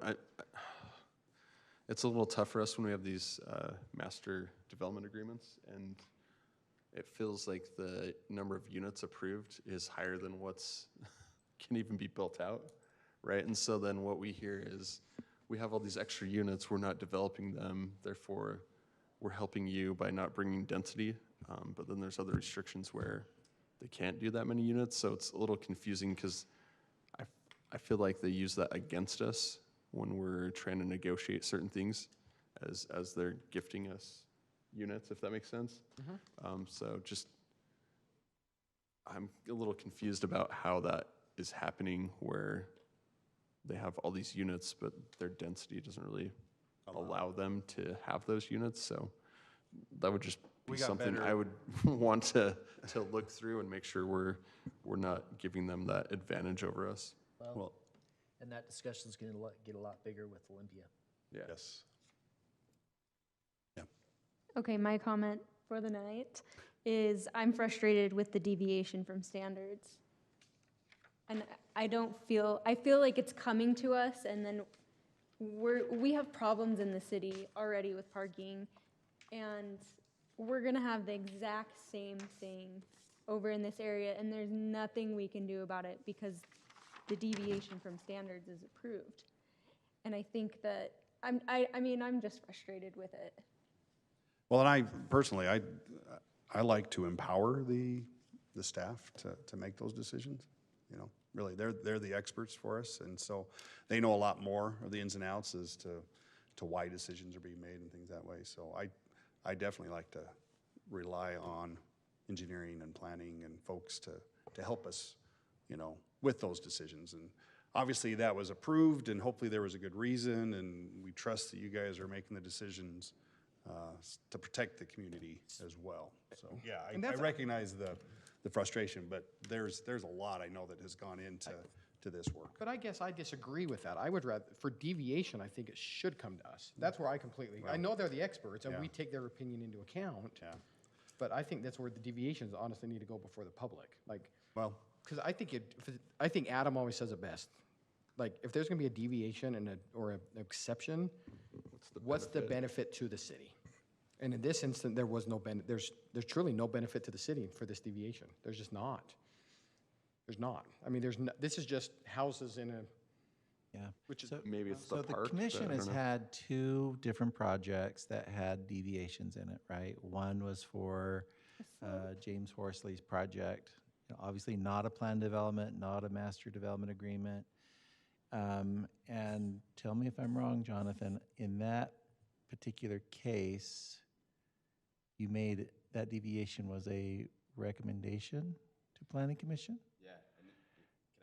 Yeah, but I wanted to make a point that in this case tonight, because of the language of the MDA, it appeared that the developer had the right to a claim that the city had an obligation to consider an alternate design.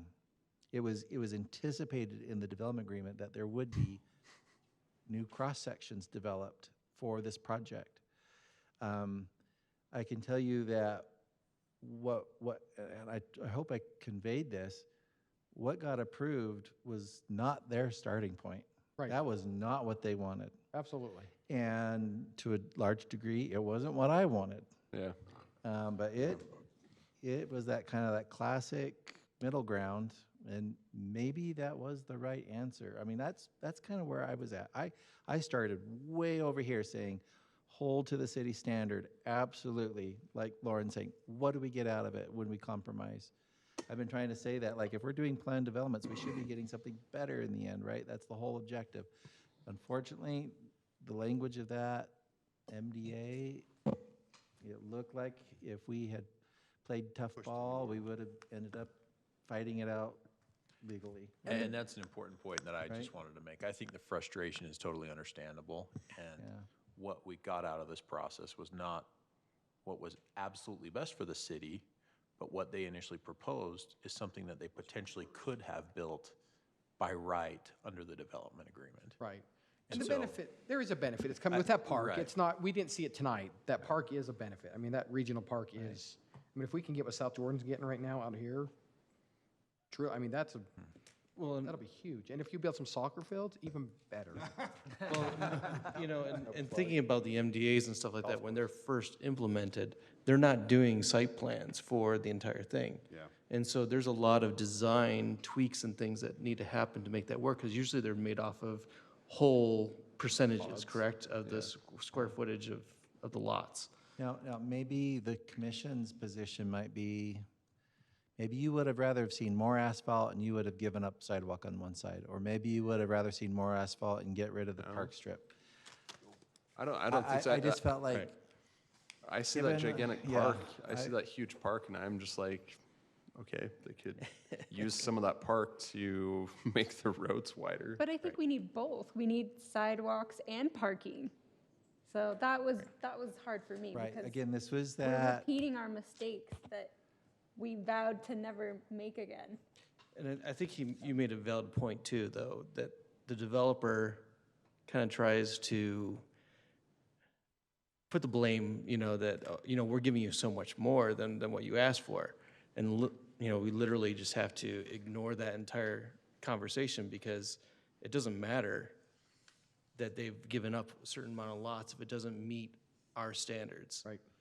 Just because the MDA says you can have 190, units, well, if 190 units don't fit on the lot, he can say, oh, I gave up 20 units all day long. You should approve me because I gave up 20 units. That doesn't make any sense, because design-wise, he has to meet the other standards of the city. He never had those. I think if If they we, had if we been held them willing to the to- standard.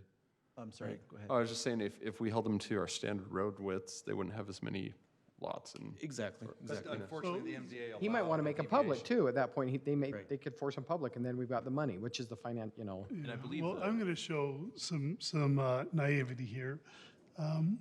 If we have a great general plan and you have the zones all lined out, we have standards, why do we do so many MDAs?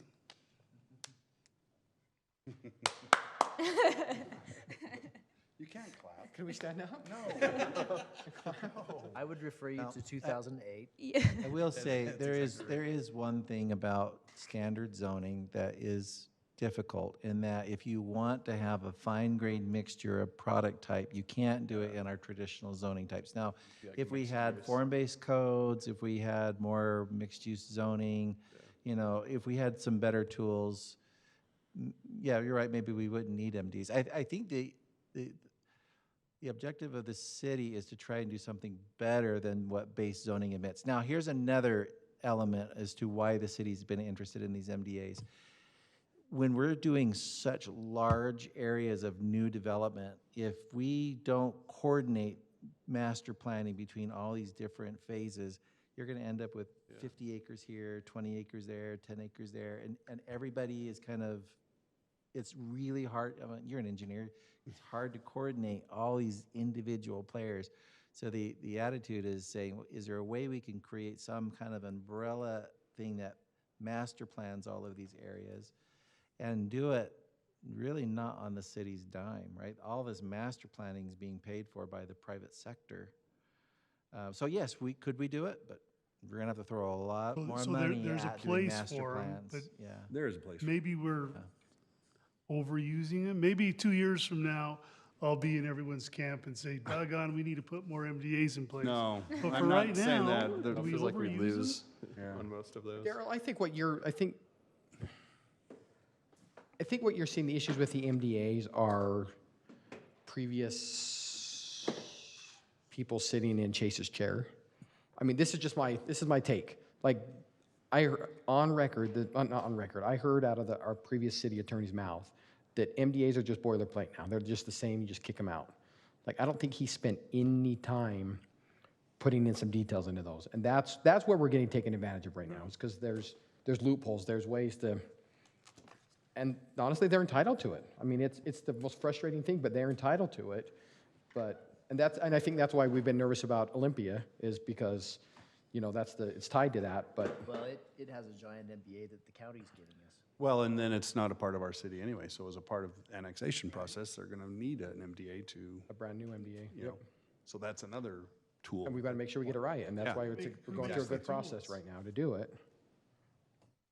So that's on Chase. I mean, there's No pressure. no Is that pressure what on I'm hearing? Chase. Yeah. But to be fair, the council is doing a very extensive, involved process. There's a lot of people involved, and that will come to us, actually. I think the MDA, if I'm not mistaken, that will. MDA will come to us, Yes. and we'll go through the public process. Oh, so we're gonna have a good 5, And 6, 7,000 And honestly, it's page going to come, MDA. I mean, So we can only blame ourselves after that. and that's true. to be fair, we're going to have to study that, like, we'll have to know that inside and out and think through it, and, because that's going to be the future of the city, honestly, is the. Well, this was that eye-opening for me. Two final comments for me. I don't like 4-foot sidewalks. I want to be able to hold my sweetie's hand Well, and walk down the sidewalk. I don't think 4-foot sidewalks meet, 4-foot don't meet ADA, so we don't have There's that. no garbage Anyway. cans up here. Oh, yeah. Yeah, where are we supposed to put our candy wrappers, right? All right, any other comments? Okay, we need to wrap this up. We appreciate everybody's being here. Oh. Commissioner, I son, apologize. I Jonathan. just have one thing I just wanted to touch base with you on, because I think it's worth discussing just really quickly, if that's all right. Absolutely. The deviation to the standard was brought up, and if it's okay, I think you're going to be seeing a lot more of these deviations to the standard. And I want to just kind of point out why that is. There's obviously a lot of engineering discretion that occurs, and a lot of items that come to the engineering department. And in many cases, we as a department are uncomfortable making that decision. And in often cases, dissimilar to how it worked today. But in future cases, it might be more like, this is staff's recommendation from the community development director, public works director, and city engineer, but the planning commission has a say. Yeah. Now, the standards are, again, largely at the discretion of the engineering department. But there's a lot of things that perhaps in the past have kind of gone through, and it's kind of gone under the light of the Planning Commission. And so for that reason, we wanted to bring it to you. So that is the intention of the deviation to the standard is, hey, this is something that we want you guys to see. This is the process. It's not an intent to strong-arm the Planning Commission to say, hey, we think it should go this way, and this is where it's going to be. That decision in the end is with you. But anyway, so I just wanted to make light of that for a quick second. Thank you. You guys, we trust you. We do. I mean, most of you. We trust you. Most of you. All right, very good. We won't name names. No, we'll protect the innocent. All right, future meetings coming up. Wednesday, June 30th is a joint city council and planning commission work session. Yeah, Thursday, July 1st, planning commission meeting. Personally, A lot of us aren't going to be here. that's a holiday weekend. I'm taking that. I'll be up, to be honest, Wednesday and Thursday of that week. So I don't know how many others are going to be taking it off before the holiday. I can be here Thursday, but I cannot be here Wednesday. So I thought I just told Andrew we Yeah, had to take we a oughta- poll tonight to find out if we're even going to have. Who's one. going to be here on, because I understand Chris may be gone also. Chris will be gone. He told me he'll be gone. If I can get my vacation to work, I'll be gone on both. On both. I will be gone. My vacation will be. I don't have a life, I'll be here. Oh, we'll get the new guys. So we may have to appoint a temporary chair I'll be here for too. those meetings. Yeah. Who's here on the 30th? Yeah. I'll be here, yeah. Daryl? I won't be here the 30th or the Andrea's 1st. out as well? Okay. Both. No. Andrea's a no. 4, maybe Adam. Yeah, depending on. And then The first, who will be I here? can be here on the first. I'll be here. Oh, yeah, I'll be here. So maybe Adam as well, so. The quorum is 4? Chris is out for both, though. Chris did tell me he's out. Four-member quorum. Quorum can be 4, Looks right? like we'll get there by the skin of our teeth, maybe. So I just check with Adam as well, We might check possibly with too. council early this time. And council on the 30th. Okay. I don't know if they plan it. Okay. I mean, it's not being critical. I don't think that's on their radar as much as it is for us. I'm just saying, it's always easy to catch them off guard. Yep. And then city council meeting on July 14th, and then July 15th is our planning commission. It's not on here, but that would be our next planning commission, so. During Harriman Town Days? No? What? No city council meeting during town days? No, that's next week. Right, there's no city council No, meeting here, right? that's right, there's not. There's not on the calendar. Not till the 14th. Not till the 14th. Wow. It's our town days. I know it is. Motion to adjourn. So moved. All right. Thank you. All in favor? Aye, yeah. We're done. Thanks, everybody. That was a long night. I'm so tired. As soon as I saw 600 pages, I was like, no.